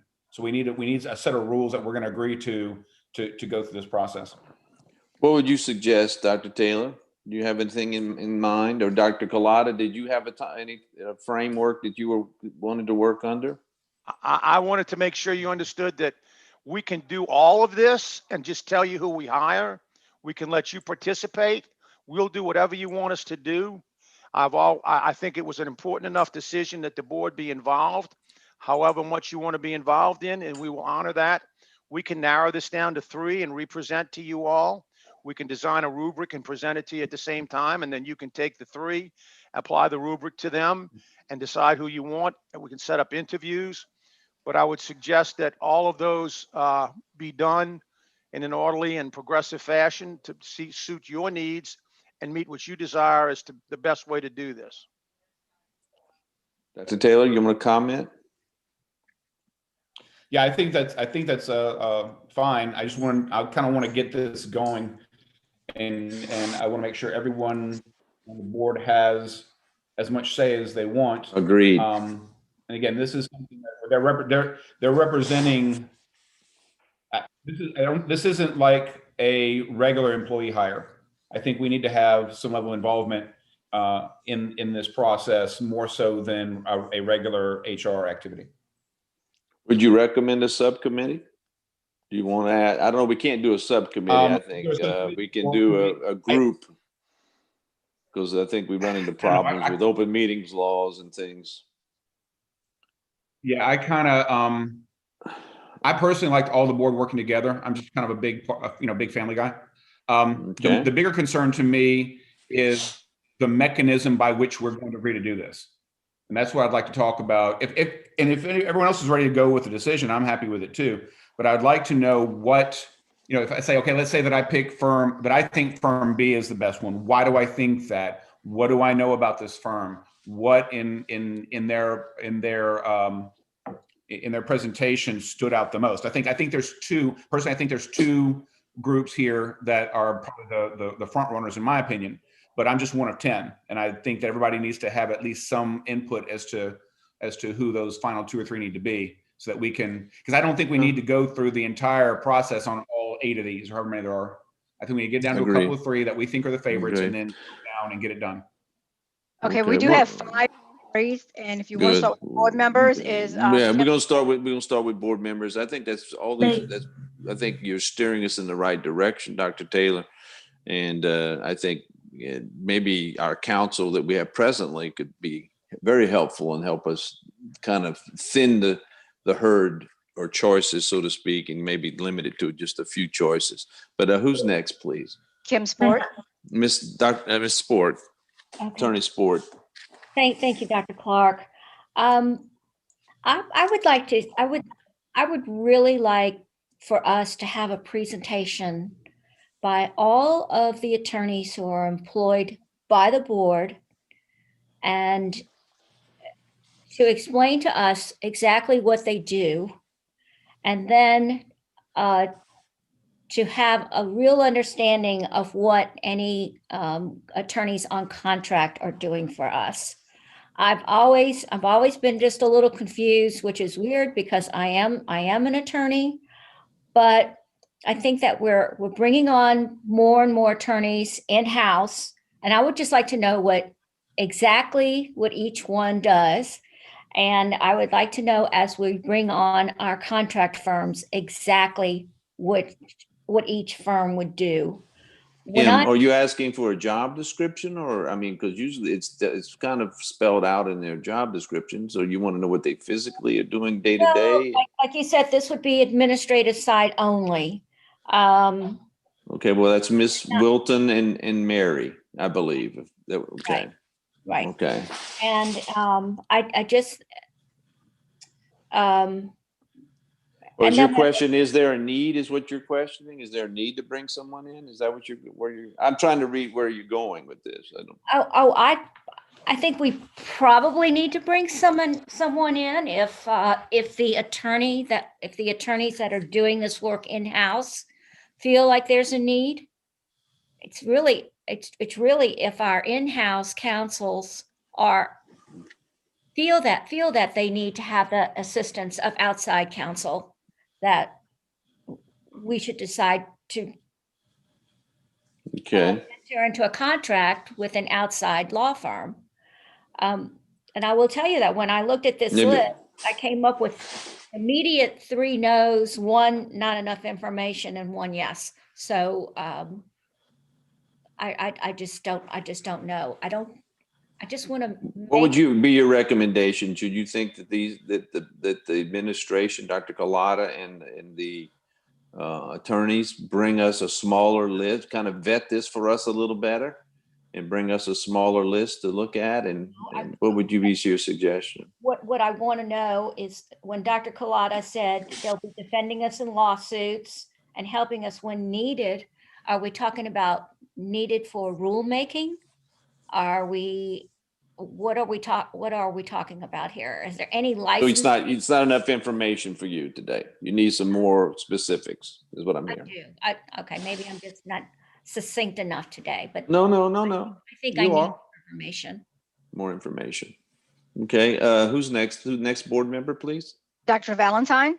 Dr. Valentine, you recognize. Yes, one second, let me make sure you can hear me. Yeah, I Can have hear you. me okay? Mhm. Okay. No, I agree that, with, Jim, that this isn't the usual HR hire, and also with Kim in that I know we were looking to bring some of these activities in-house, and have the rulemaking kind of done in-house. I think, that was where we were going before. And when I looked at the list, I saw 2, kind of like Jim, that I thought would be, they look like they'd be good fits for us. I think it would be good to have a presentation for the ones that we do narrow it down to. And my question was probably along the lines of more Kim, where what exactly are we going to have in-house rulemaking still occur? I know that's where we were moving, and that's kind of what Phil was working with Mary on, being able to do that process or have that in-house, because we were looking at those costs. But either way, I think that it's not a bad idea to have a couple of outside firms that may have more resources and the ability to better support us available. I don't know if we need to, if it may be a good idea to have 2 such available firms that we could reach out to depending on what the need would be. And that would come from I guess our legal department letting us know what type of support they may require. Thank you. Thank you, Dr. Valentine. Who's the next, please? Dr. Tracy? Thomas? Dr. Thomas? Yes, I think what we're looking for, and I completely agree with all of the previous comments. I think what Kim was saying is that we need a report from our in-house counsel now as to what exactly their job descriptions are, what everyone does, and then a determination for what our needs are going forward. And then what I would like to see is a standardized way of evaluating the practices before us. So what are our needs and what we have currently, and then based on what our needs are, have a very systematic way of evaluating on a spreadsheet or something like that, what these different firms have to offer and how they fit, like Jim said, into our culture. And I would like to see all of them face to face. And I don't think that this should be handled by a subcommittee. I think every board member should be involved. If you take, for example, when we hired Miss White and and Ms. Payton, it was 3 board members that took on that role of interviewing them. So I think this is of such importance that every single board member that wants to be involved has the opportunity to do so. Doctor, question, would you be okay if with having the executive director and our attorneys maybe try to refine this list somewhat and come back with the board with basically everything that you asked for with you and Ms. Sport, with, No. kind of excuse me? Or do you want us No. to stay with a list of 8 or 6 or whatever? I think we should stay Because with, that was arbitrary. These were arbitrarily brought to us. That's what my question. I mean, it's. Go ahead. I'm sorry to interrupt you. I just think this is of such importance that we need to take our time and do it right. And maybe. Okay. I agree. potentially We're in no interview- hurry. I just want to get for the next meeting. I want to be able to develop an evolution, and so we can evolve and move forward. So they can come back with us with a kind of, something more tangible, so we can continue to refine it and get to where we want to be. Anyone else? Mary Payton? Miss Payton. I just wanted to let everybody know that the CVs of the various attorneys are going to be, they're on the agenda for executive session, specifically to comply with the open meetings law on discussion of character and professional competence, et cetera, taking place in executive session. So I just wanted to make you guys aware of that. Well, we've, I think, steered away from commenting on anyone. I think the board has done an excellent job. Yes, I didn't mean to imply otherwise. I just wanted to let you know that the future aspect of it. Sorry. Dr. Horton? Dr. Horton. Johnson, actually. Yeah. Dr. Horton. Rita? Ron, Les? if everybody agrees, would you please, of the group that's kind of vetting these or getting ready to vet them or whatnot, would you add Judge Bagnaris to that unless he has a conflict way with it? No, I don't have an issue. I don't think we've actually come up with a process yet, Les, of how we're going to do it. Do you have any suggestions of how we would refine this somewhat? I mean, we do have a significant list there. It would be easy to choose from 2 or 3 than from what we have.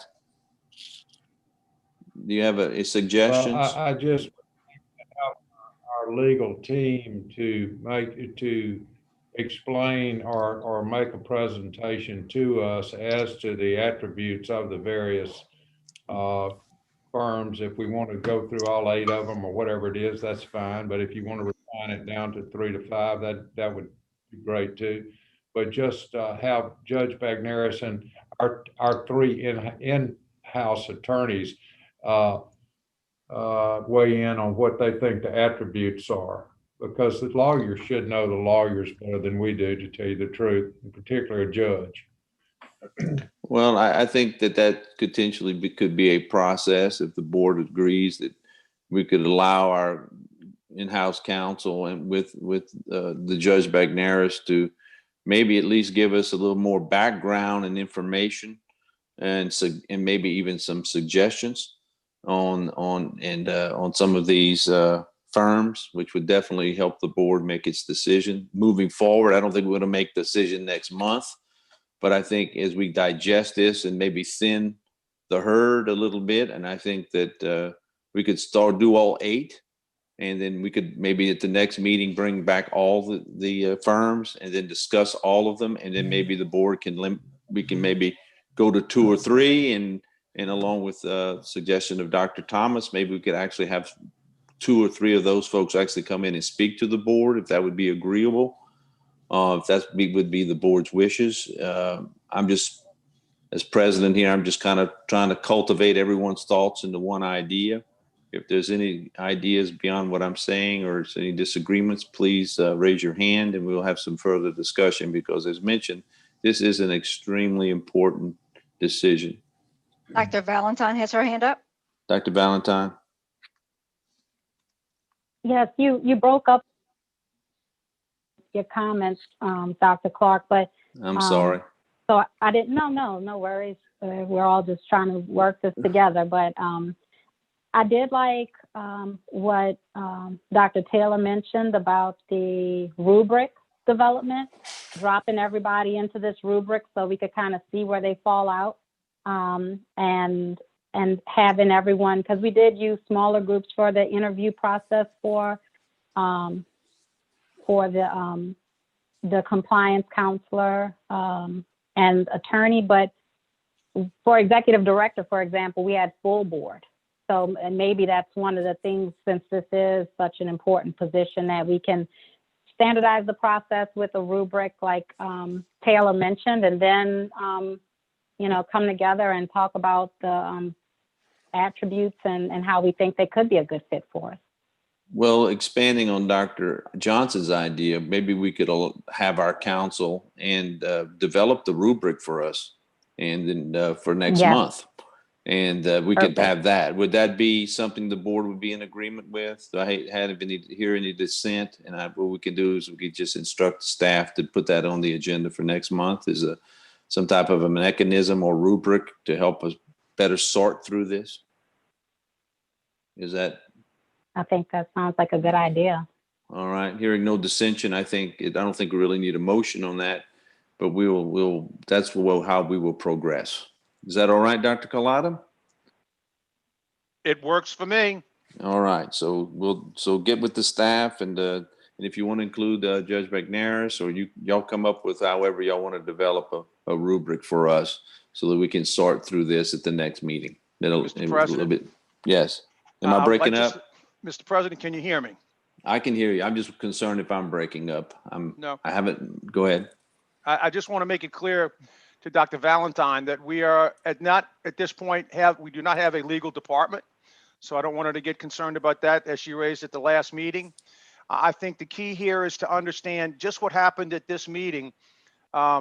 When we made some recommendations earlier in the meeting that we ultimately did vote on, one of the members wanted to hear from our current outside counsel, i.e. the Attorney General. And I think sometimes it gives our board members comfort to know that there's an outside counsel there that can agree with the recommendations of the staff and the staff attorneys. And I think that's the real role that I'm looking for these people to fill. So I think it's not necessarily to have a department or not a department. It's to have a comfort level for the board members to be able to say, I think this is a great recommendation. Let's go ahead and do it. Or at least say, we're comfortable enough to vote, and the vote will carry whatever we decide.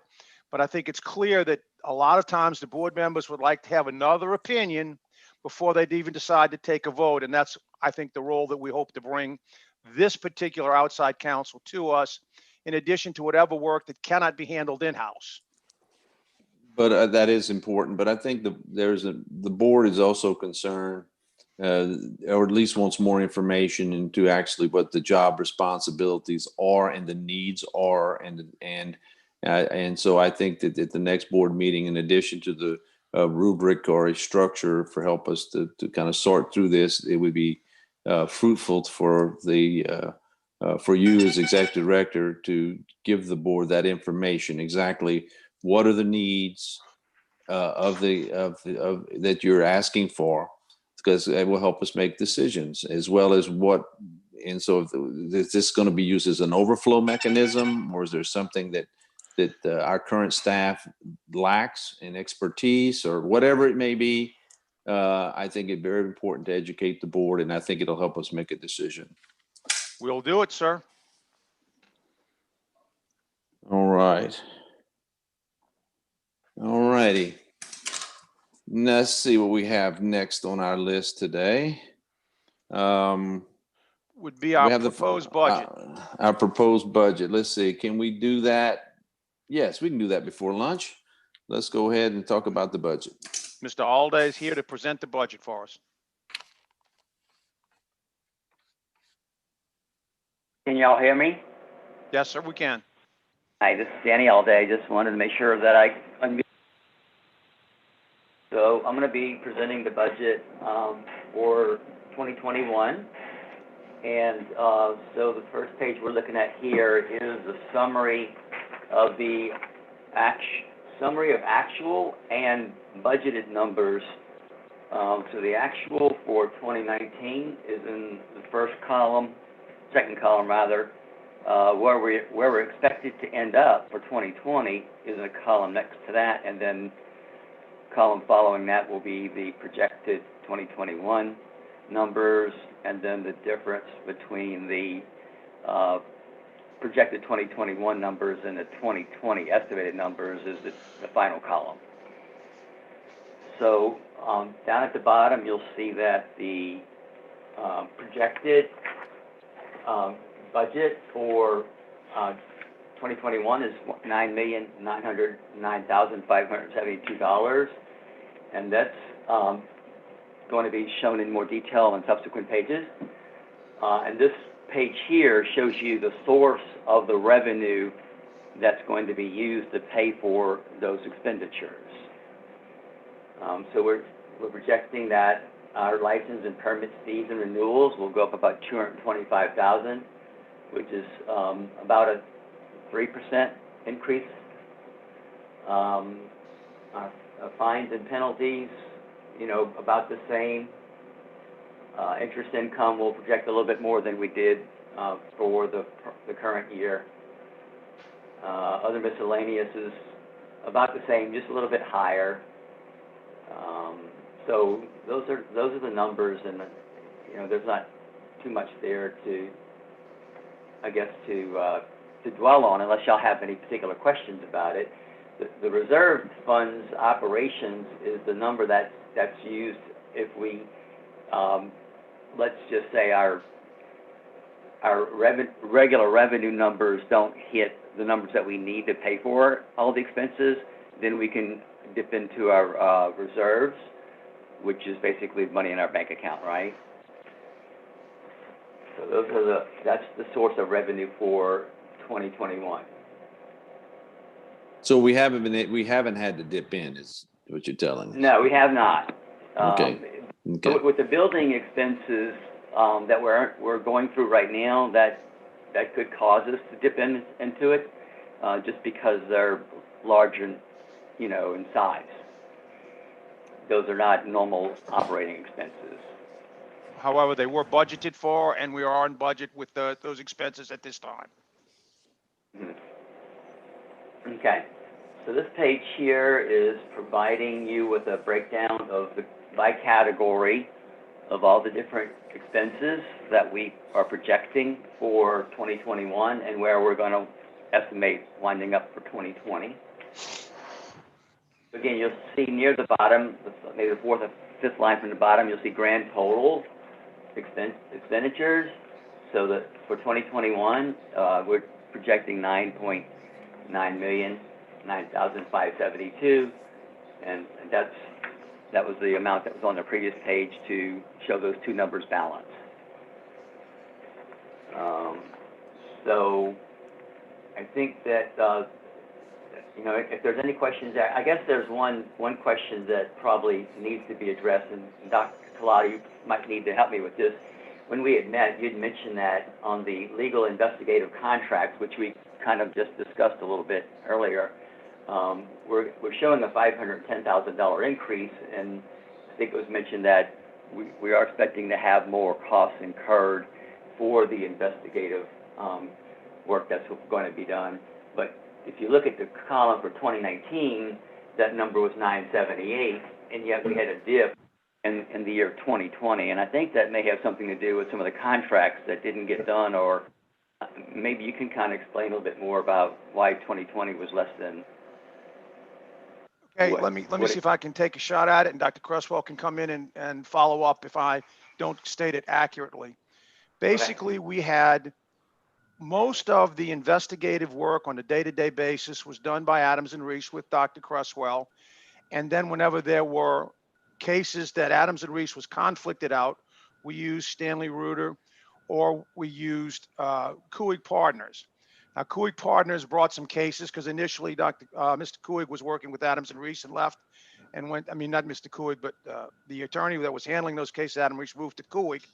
And so that went to CUIG. But nonetheless, those were really for the conflict in years past, the conflict resolutions to prevent Adams and Reese from having conflicts with other clients. When we lost Adams and Reese and realized that Adams and Reese probably should not have been doing those issues relative to discipline and rulemaking, and we brought all of the rulemaking into house, and you've been using the Attorney General. So Dr. Cresswell needed to have both of those conflict counsels pick up all of those cases.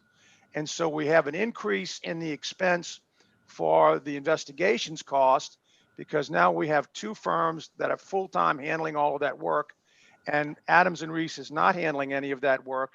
And our current administrative two lawyers are not doing anything in relation to investigations at all. So I think that's why you see the changes. And that's why we continue to look at these issues to be most efficient in the spending of expensive money. So again, I think that you see that Dr. Cresswell has had these two previous conflict resolution counsels now acting as full-time investigative counsels for the staff, for the agency. And I think that's where you see a rise. You do see a loss from Adams and Reese, but this is where you get the numbers and how they jive at the present time. And Dr. Cresswell, if I've said this wrong, please tell me and correct me. Okay. Yeah, the one thing that I want to say is that Dr. Collada is correct in the sense that we did have to move cases from Adams and Reese over to CUIG and the Stanley Reuter law firm. However, the variability in case, especially when it's looking at larger amounts, has more to do with individual cases that may be brought to challenged either in civil district court or brought further. Without mentioning any specific cases, we did have a couple different cases that the board had to address outside of the usual administrative hearing setting. So that is going to drive up our legal costs. So part of this is due to moving from dropping Adams and Reese and moving to CUIG and Stanley Reuter on a more full-time basis. But that was more of a lateral move. When you see the variability year to year, it's usually case related. And if there is a larger case or a case that happens to go further than it otherwise would, then you are going to see an increase in one particular year over the next. Kim Sport has her hand raised. Yes, I raised it right as soon as somebody said you might have questions about legal services for the investigative department, because I did notice the increase of $510,000. This goes back to what I was saying before. I would like to know what legal services are necessary for the investigative department. I was noticing as we got into the various licensees and recommendations for closure or for discipline, that some of them said at the top, docketed to a certain attorney or something like that. Is every single case docketed to an outside counsel right now? No, ma'am. And I'd be very happy to give the board a presentation on what cases we docket and what cases we do not docket. I don't know if right now is the appropriate time to do that, but I would be happy to. The cases that we docket are cases that are going for a formal disciplinary action, either going to have a public order or the possibility of going towards an administrative hearing. Anything else is not docketed to outside counsel at all. We currently do not have any internal in-house counsel that deals with cases. They're all outside counsel, but we typically only docket to outside counsel if a case is likely to go to formal disciplinary action and or to an administrative hearing. Thank you, Dr. Cresswell. Okay, then Ken, and I think okay, Kim, it's just this is talking about I guess this is within the budget, but we're getting a little away from the budget here. I will say this, with the board's permission, because I'm not involved with this portion, especially dealing with the investigative portion of the budget, and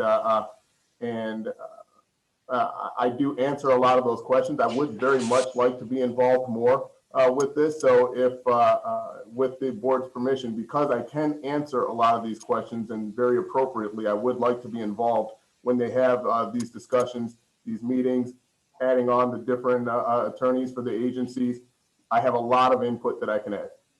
Okay, thank you. Thank you, Dr. Cresswell. Absolutely. Thank you, Ms. Sport. I tell you what, I think this is something we're going to dive into. Probably, I don't know if we want to do this contemporaneously with the administrative council, but we're going to have to deal with the investigative side too. And I'm trying not to put too much on our table at one time. So we really need to get this administrative council taken care of, so we can definitely, like you said, Dr. Cresswell, have some input into what we're going to do on the investigative side and constructing that department and how it runs. So we're getting back to the budget. Danny? Yeah, so down near the bottom, we have the acquisitions. You'll see there's a $311,000 increase in that. We have some detail on what makes up those items and that number. So this is basically a summary of balances in the accounts and the money coming in and the expenses going out and what's going to be left over, you know, at the end of the year if projections are accurate.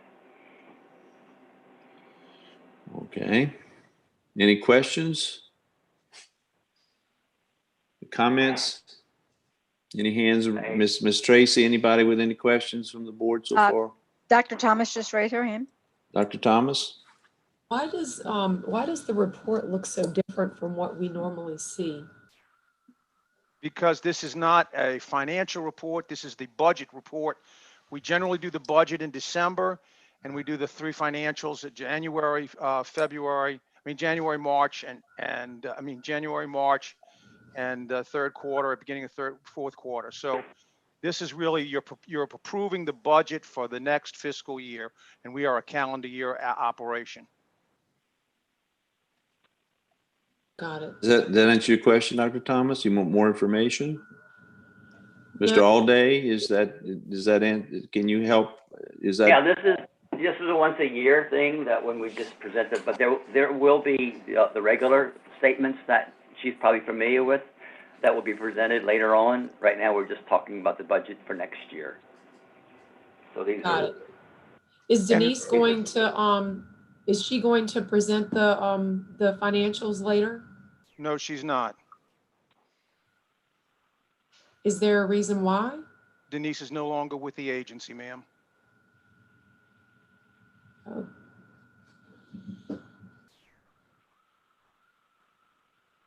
Okay. All right. Shall I go on? Yes, please. Okay. So here we're just showing you the breakdown of the revenue at the top. I'm sorry, that's the losses, so that we're projecting for, well, it's actually the last 5 years plus what's projected for 2021 and 2022. So total, somewhere around 32,000 licenses for 2021 is what we're projecting. Okay. This is the breakdown of the revenue by category of practice, followed by the fines and penalty section, followed by other income projections. If y'all want me to expand upon that, let me know. I'll see if I can help you understand it better.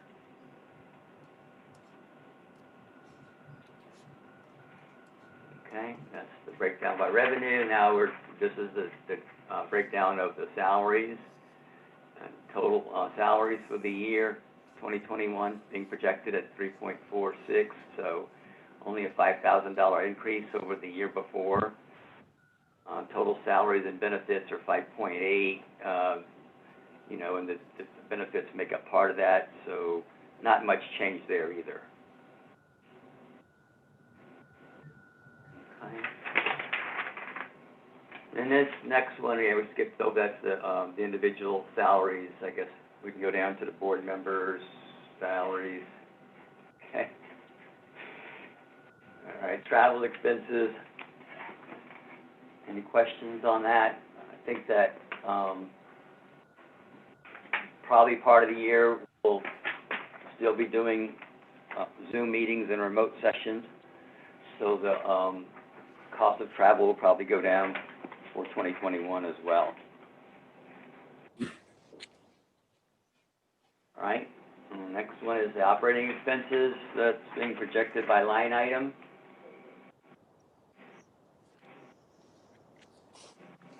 If y'all have any questions on that, we'll be glad to discuss them with you.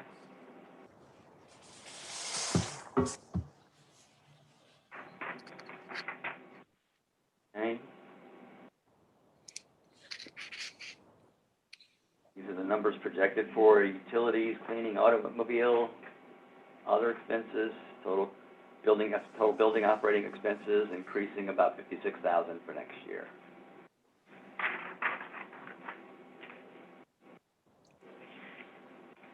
Okay, these are the contracts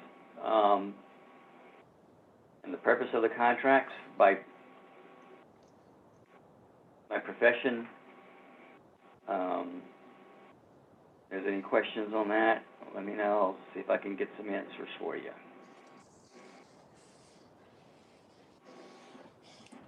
Over projections. Let's see. I had something on here for contracts. Mm-hmm.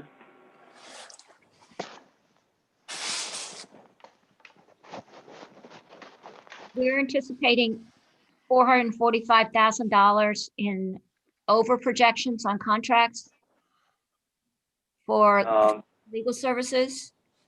Yeah, that kind of goes in line with what we showed earlier on the summary page, where we had the large increase. It was in 2019 it was 928,000. It dipped in 2020 to 659, and we're projecting it to be 1105 for 2021. Okay. Thank you. And Dr. Collada and Dr. Cresswell kind of explained what was going on with that. Mr. Allday, anything else to present to us today? Let's see. I think that's pretty much for the LSBME budget. I mean, unless you want to look at the acquisitions, which is a couple of pages down. I think it's on my page 11. You're probably page 204. Just shows you, what we're planning on spending in the way of office furniture and computers and electronics and document management software. So we're trying to do go paperless and do everything electronically now. So there's a number in there for that cost, projected cost of $200,000. And then we have the building repairs and maintenance budgeted for $226,000 for this particular year. And that's pretty much it for LSBME. Any questions on that, LSBME? Any hands up, Ms. Tracy? Dr. Valentine? Dr. Valentine?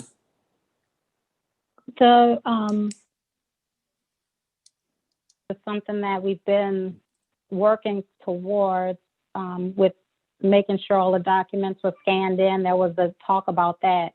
Is this a continuation of that? I mean, because I thought it was something that we had already covered, and 200,000 just sounds like the paper might be cheaper. I mean, what's that? No, ma'am, we have not spent a single penny on this as of yet. So we have not spent any money, and this is the projected cost to scan some 3,500 to 3,200 linear feet of files into digital information. It's a one-time cost, and then after that, it will be no more, we'll be no longer generate paper. Individuals will scan it in, and it'll be stored in the proper manner after that. But we'll be operating digitally completely after we get this this $250,000 to $200,000 expense under our belt. And this was the cost of doing this all at one time. So this is a deja vu, because I know that we talked about this before. You approved the concept before, but we never budgeted for it because we never really had the contract. We're getting ready to go out. We had a number of things to clear up with the Secretary of State's office. Ms. Wilton has allowed us to, has helped us out, and we're getting ready to start now. And we actually need to do some of this to gain some floor space, so to have more cubicles for the 4th floor for our investigative staff. And this is my initial stated goal, to get this started on the 4th floor, and we'll move down to the 3rd floor and the 2nd floor after that. But to get this floor space on the 4th floor is a premium, and this is where we will start. But we've not expended any money on this at all, ever. And this will be the first time we do spend money on it. It looks like Dr. Johnson has a question. Wait, before we move to Dr. Johnson, I don't know if Dr. Valentine is finished. Dr. Valentine? No, yes, I just remembered that we had talked about the cost of scanning this, approving this a couple of years ago, and so just was, when I heard it again, $200,000. I thought this was something, Dr. Clark, you probably remember this Right. as well, Mhm. that we were. But we never got around to doing it, I guess. Yeah. Yeah. Okay. All right, Dr. Johnson? Maybe Dr. Collada can tell me this. As of last December versus this report of this December, where are we on cash assets? Vincent, are we gaining, losing? If you have that information last year. Danny, I think that was in your Yeah, it's going to be in the balance financial report. In our Fund balance financial report. If you want to, you can cover that now, or we can cover it when we go over the financial report. I think first thing we need to do is approve the budget. Well, that's fine. And then after, we can look at the financials for this quarter, if you want to look at the financials for this quarter. I think that's very prudent, Dr. Kalan. Is there any questions about the budget before we go on? Is there a motion to approve the budget for 2021? So move, Sport. Ms. Sport, a second? Do you have a second to approve the budget? Horton, second. Dr. Horton, any other questions about the 21 budget? Hearing none, call the roll, please. On the matter of approving the budget for 2021, Dr. Weather.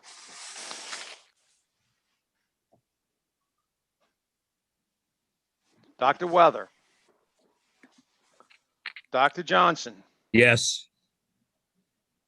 That was Dr. Weather, I That believe. was Dr. Weather, yes. Dr. Yes. Johnson. Yes. Dr. Horton. Yes. Dr. Yu. Dr. Yu. Yes, I'm sorry. I did unmute myself. Dr. Thomas. Dr. Thomas. Yes. Dr. Clark. Yes. Ms. Sport. Yes. Dr. Valentine. Yes. Dr. O'Neill. Yes. Dr. Taylor. Yes. It's unanimous to approve the budget. All right, the budget is approved for 2021. It is now 12 o'clock noon. I thought we could get through the financial report. What we're going to do, go ahead. We Dr. might be able Goliath? to handle the clinical laboratory committee budget.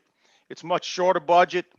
It's something that we Oh, we always haven't approve approved as their well. budgets as well? Okay, we well, let's could get approve through that. those. We'll get the budgets approved and we'll go on that. Then we'll take a little break for lunch. Thank you very much, Mr. President.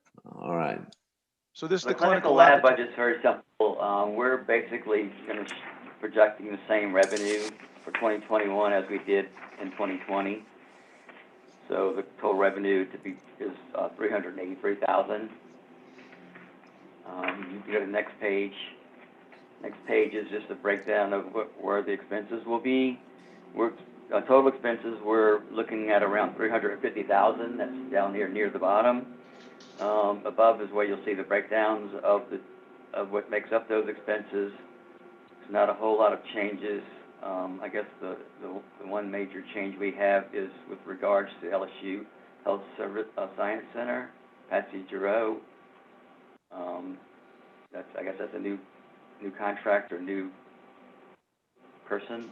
Dr. No, Clark, you got me out that there? isn't built in the contract. It's just broken out because now we've broken it out because we're going to pay her the same amount, but in a different way. Okay.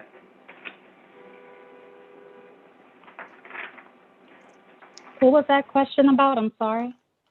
How we were going to pay Patsy Giroux, who has always been in our budget, but we've, at the request of LSU, we wanted to pay her differently.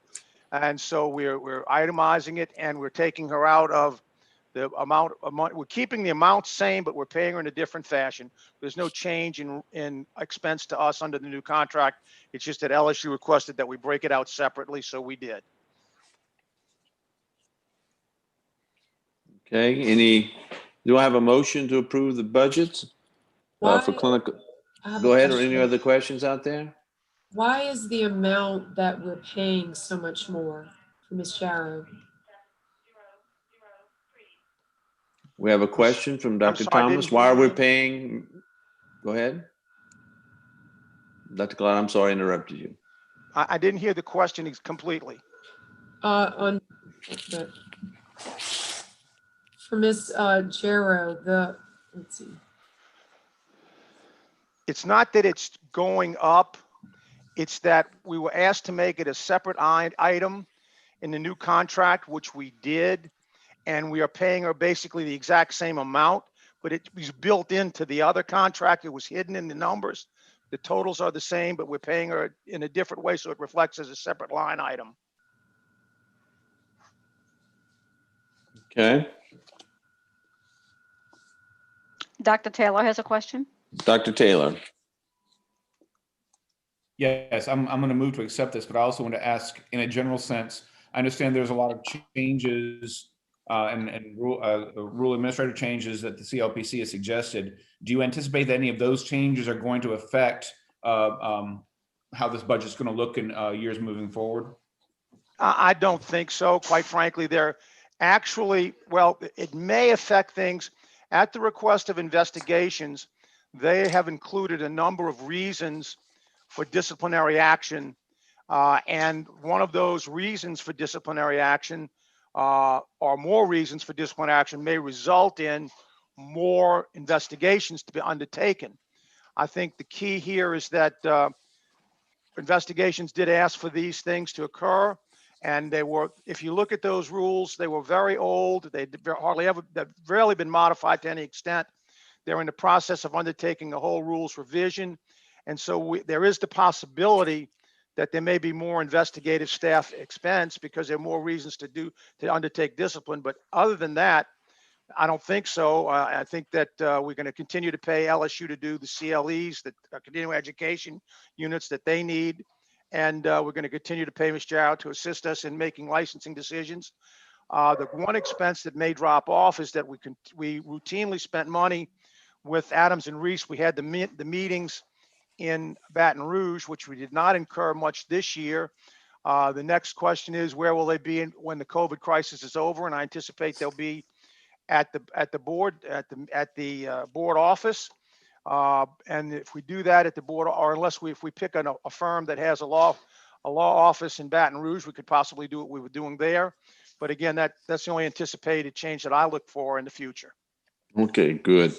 We have a motion on the floor to approve the budget for clinical lab for 2021. Do I have a second?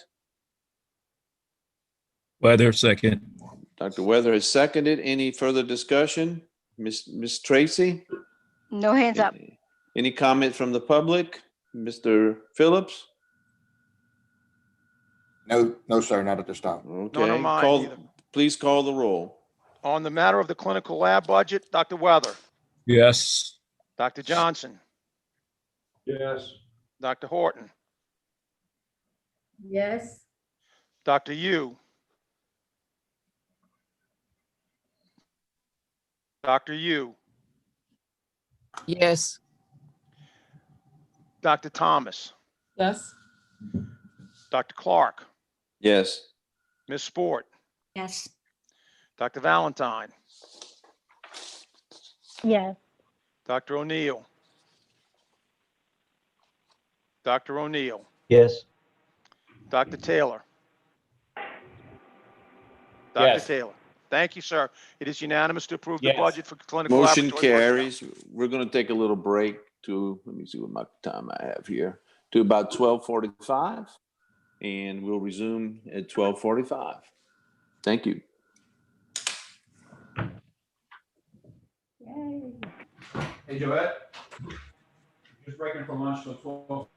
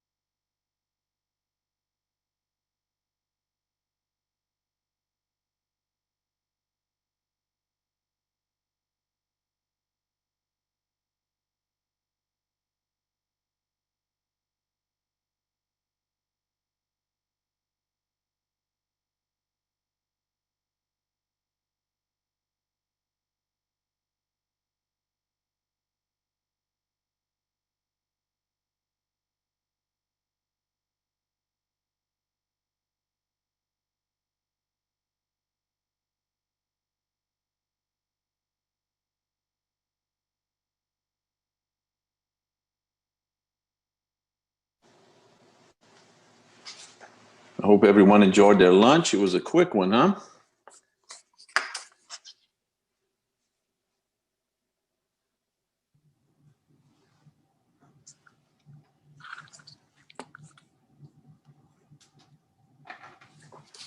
It was a quick lunch. Yep.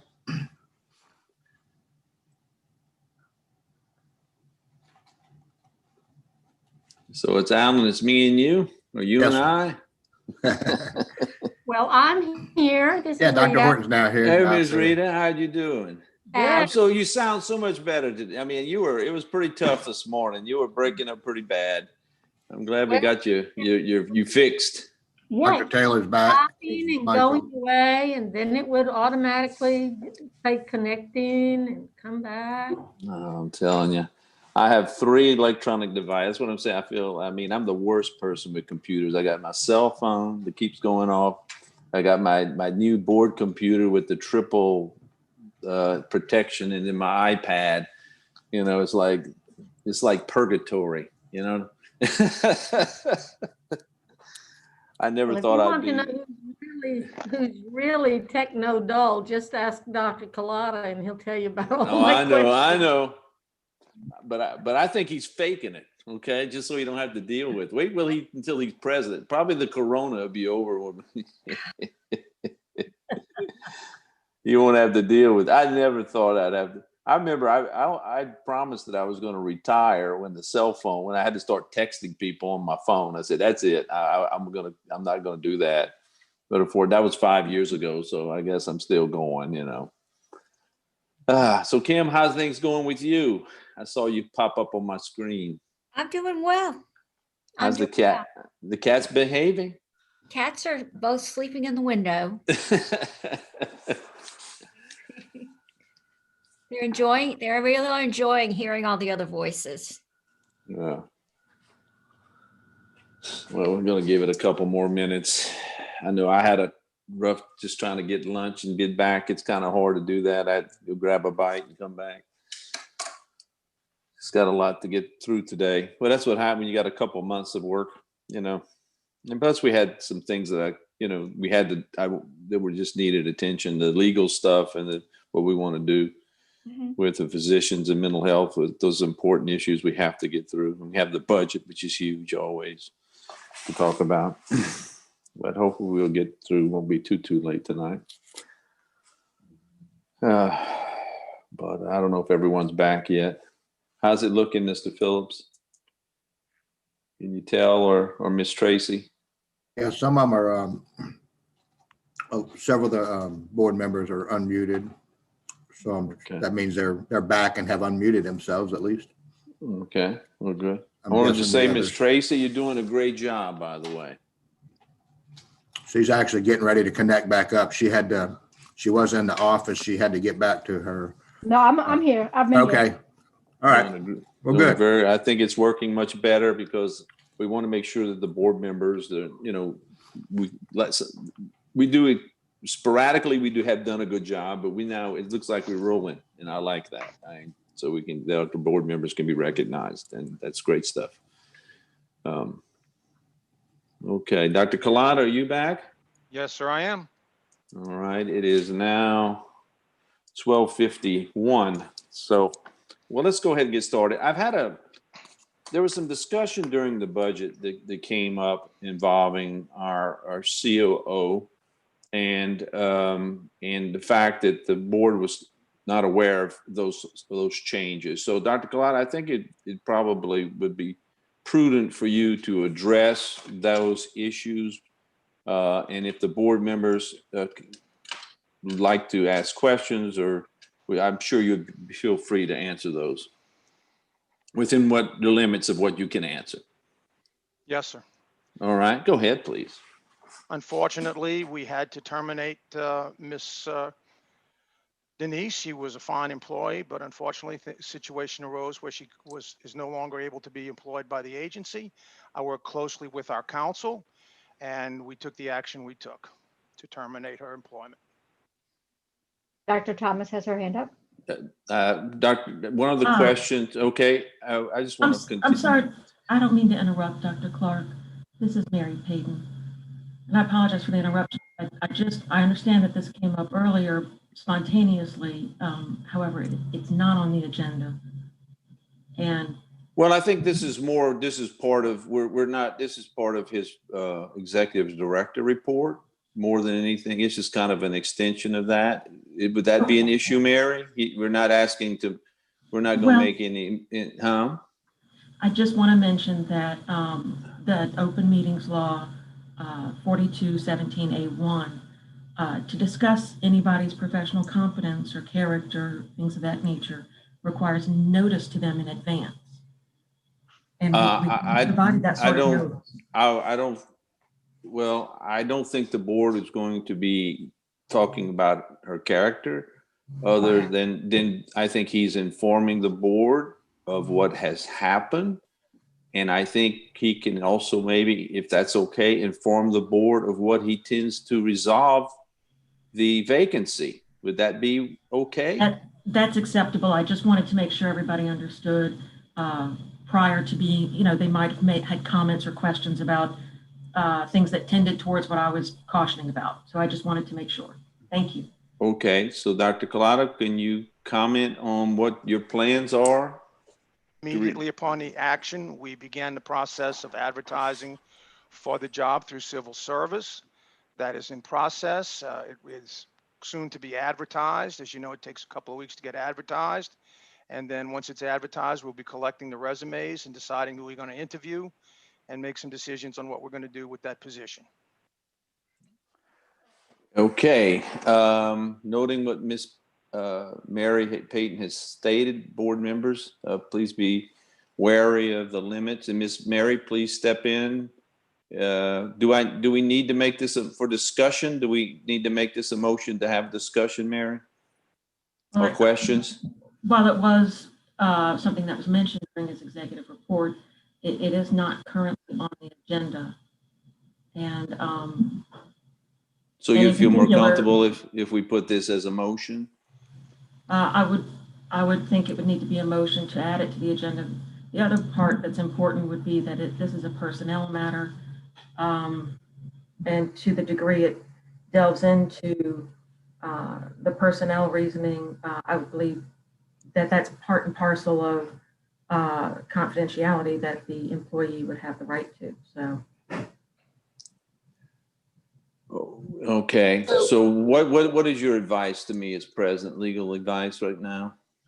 Well, in terms of a public session discussion, if that was the way, if that was something that was interested in terms of a public session discussion, I think it would need to be executive session.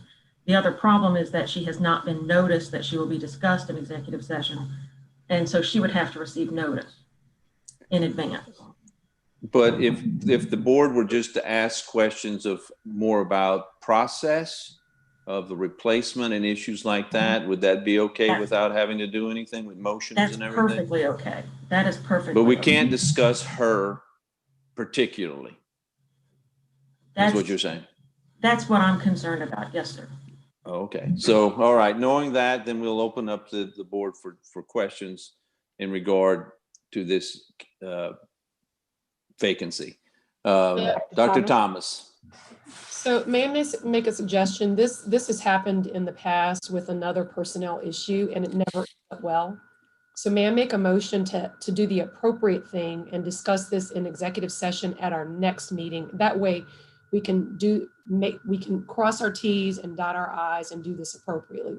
I feel like if we have the discussion now, trying to dance around and navigate around some sensitive issues, it may end up poorly. I think it's very wise. And so what I'll do, Dr. Thomas, I'll place this into the agenda of next month on the executive session. Perfect, thank you. Any other comments from the board? No. Seeing none. All righty. All right, Dr. Collada, I think we're working on the financial report. I think we just finished the CLP budget. The CLAB budget, and we're next talking. We're proceeding on. Go ahead. All right. Normally, when we do the budget, we just look at the income statements And so these are the fines, looking for the income statements. And then if you move down, you will see the clinical laboratory personnel fines and incomes and income statements. And then if you move down to the next one, you can see the whole boards, all of which it looks like 2020 has been in good shape for many, many reasons, but nonetheless, it's there.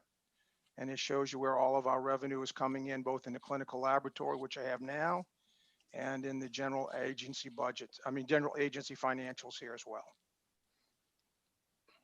Okay. All righty.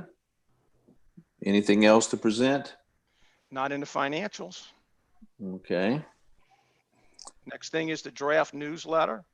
Okay, that, I think Rita, if Rita was here, Arsenault, she'd probably tell me, Dr. Clark, you need to approve the financial report. So I'm just going to go ahead and ask for a voice vote on that, and then a motion in a second. I have a motion to approve the financial report. Just to be clean. Horton moved. Dr. Horton, a second. Weather, Dr. Taylor has his Dr. hand raised. Dr. Weathers, seconded. Dr. Taylor, you have a comment? I was just going to second. All right. All in favor by voice vote, say yay to approve the financial report. Yay. Okay. Any dissent? Hearing none, it's approved. Go ahead, Dr. Collada, your newsletter. All right, the newsletter is for your approval. It continues to include items about what we're doing with CE Broker and what else activities the agency is going on in the agency. I have to always recognize Susie's help in compiling this and making sure it gets the things we need to do. But it starts with this page. It was there for you to preview. We talked about our electronic education tracker, CDS CME reminder, issues of safety and sensitivity, issues of rulemaking since our last meeting. And you can see since our last one, we continue to have rules in process, and reminders from practitioner monitoring program. And so this is the report that's going to go out electronically as soon as you approve it. So I ask your approval for the newsletter. If you have any questions, I'll be happy to answer them. Do I have a motion to approve the newsletter? Horton motion to approve the newsletter. Second? Sports seconds. Any discussion, changes, comments? Ms. Tracy?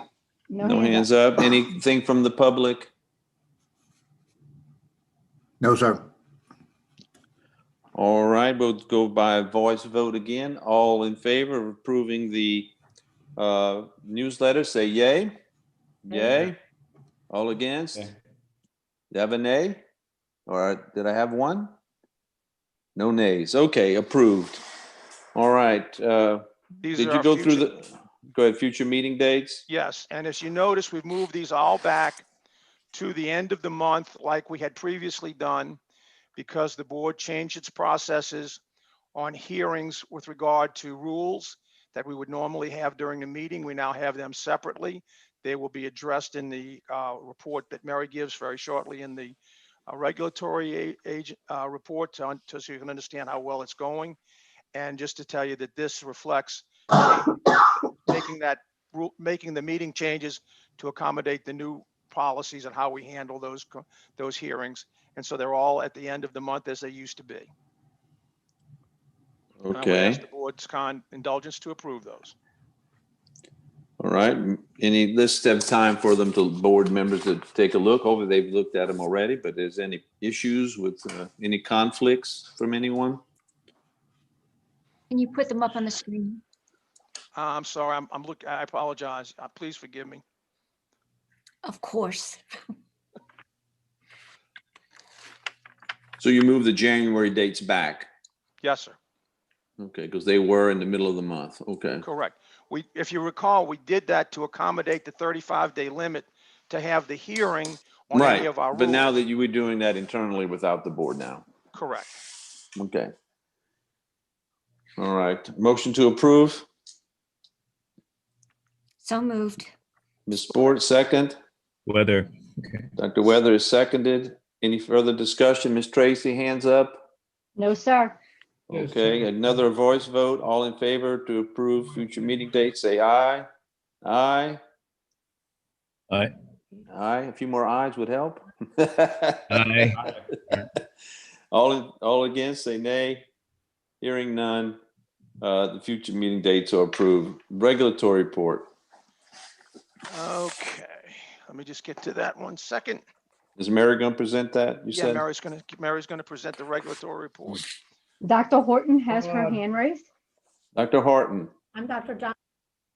All right. Just quickly, are we doing, I don't know if this is the proper time to ask that with that particular delineation of the change in dates and whatnot, Dr. Collada, but are we doing everything that we can along with Judge Bagneris during the COVID situation to move the hearings along as far as your number of folks that are needed to, hold on just a second, I have to call you right back.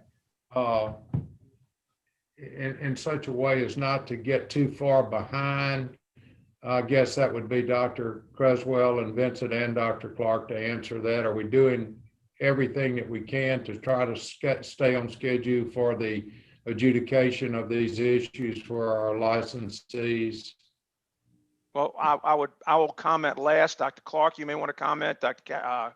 Cresswell, you can comment, and I'll comment last. Well, what we're looking at, and I had the, and I don't know if we're going to need to discuss this in executive session. So if Mary, if I'm stepping out of bounds, tell me.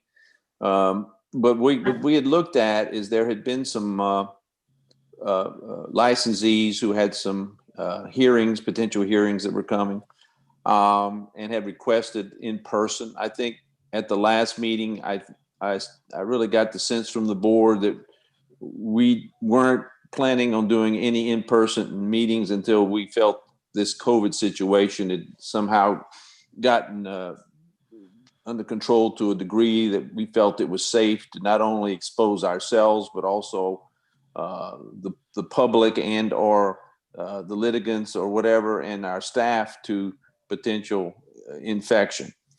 So I proposed a question a couple weeks ago to our legal staff asking, and I think Mary's the one who responded to my ask, is if, for the near future, and I was going to present this in executive session.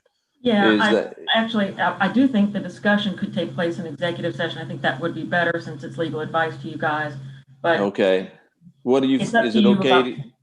Well, my question to her is to say, and this is all I'm going to say, and we can keep the rest for executive session, is that could the board have the authority just to tell the licensees that we, over a specific period of time, will only be having Zoom meetings? In other words, there wouldn't be an option.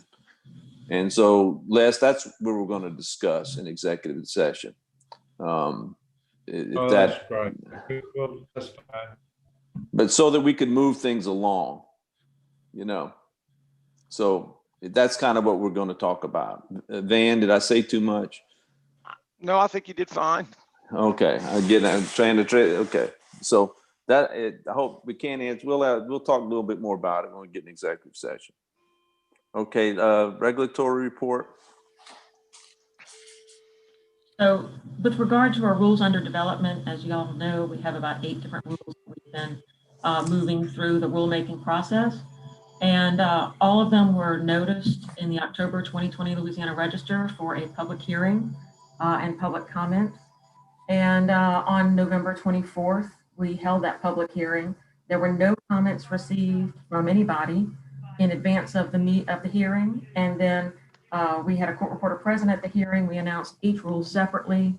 We waited at least 5 minutes for each person to appear. And with regard to each rule, no one made any appearances. So we didn't receive any emailed comments, no comments by fax, no comments by letter. And then nobody appeared at the hearings, at the hearing themselves. So with regard to all of the rules that are listed in the regulatory rules under development report, I would ask that the board give us authority to continue moving forward with the rulemaking process. And the next steps are to do a second report to the legislature and the OLRC and let them know about the public hearing results, et cetera.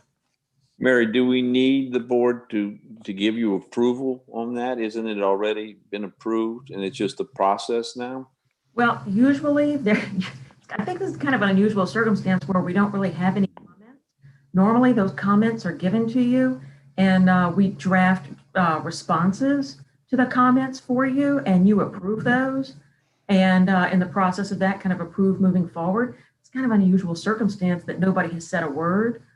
So my thought would be just belts and suspenders. It would be good to have permission to keep moving forward as is. So what do you, so you're asking a motion. So what is the motion that you? The motion would be to approve pursuing the finalization of these rules as drafted already with no further changes.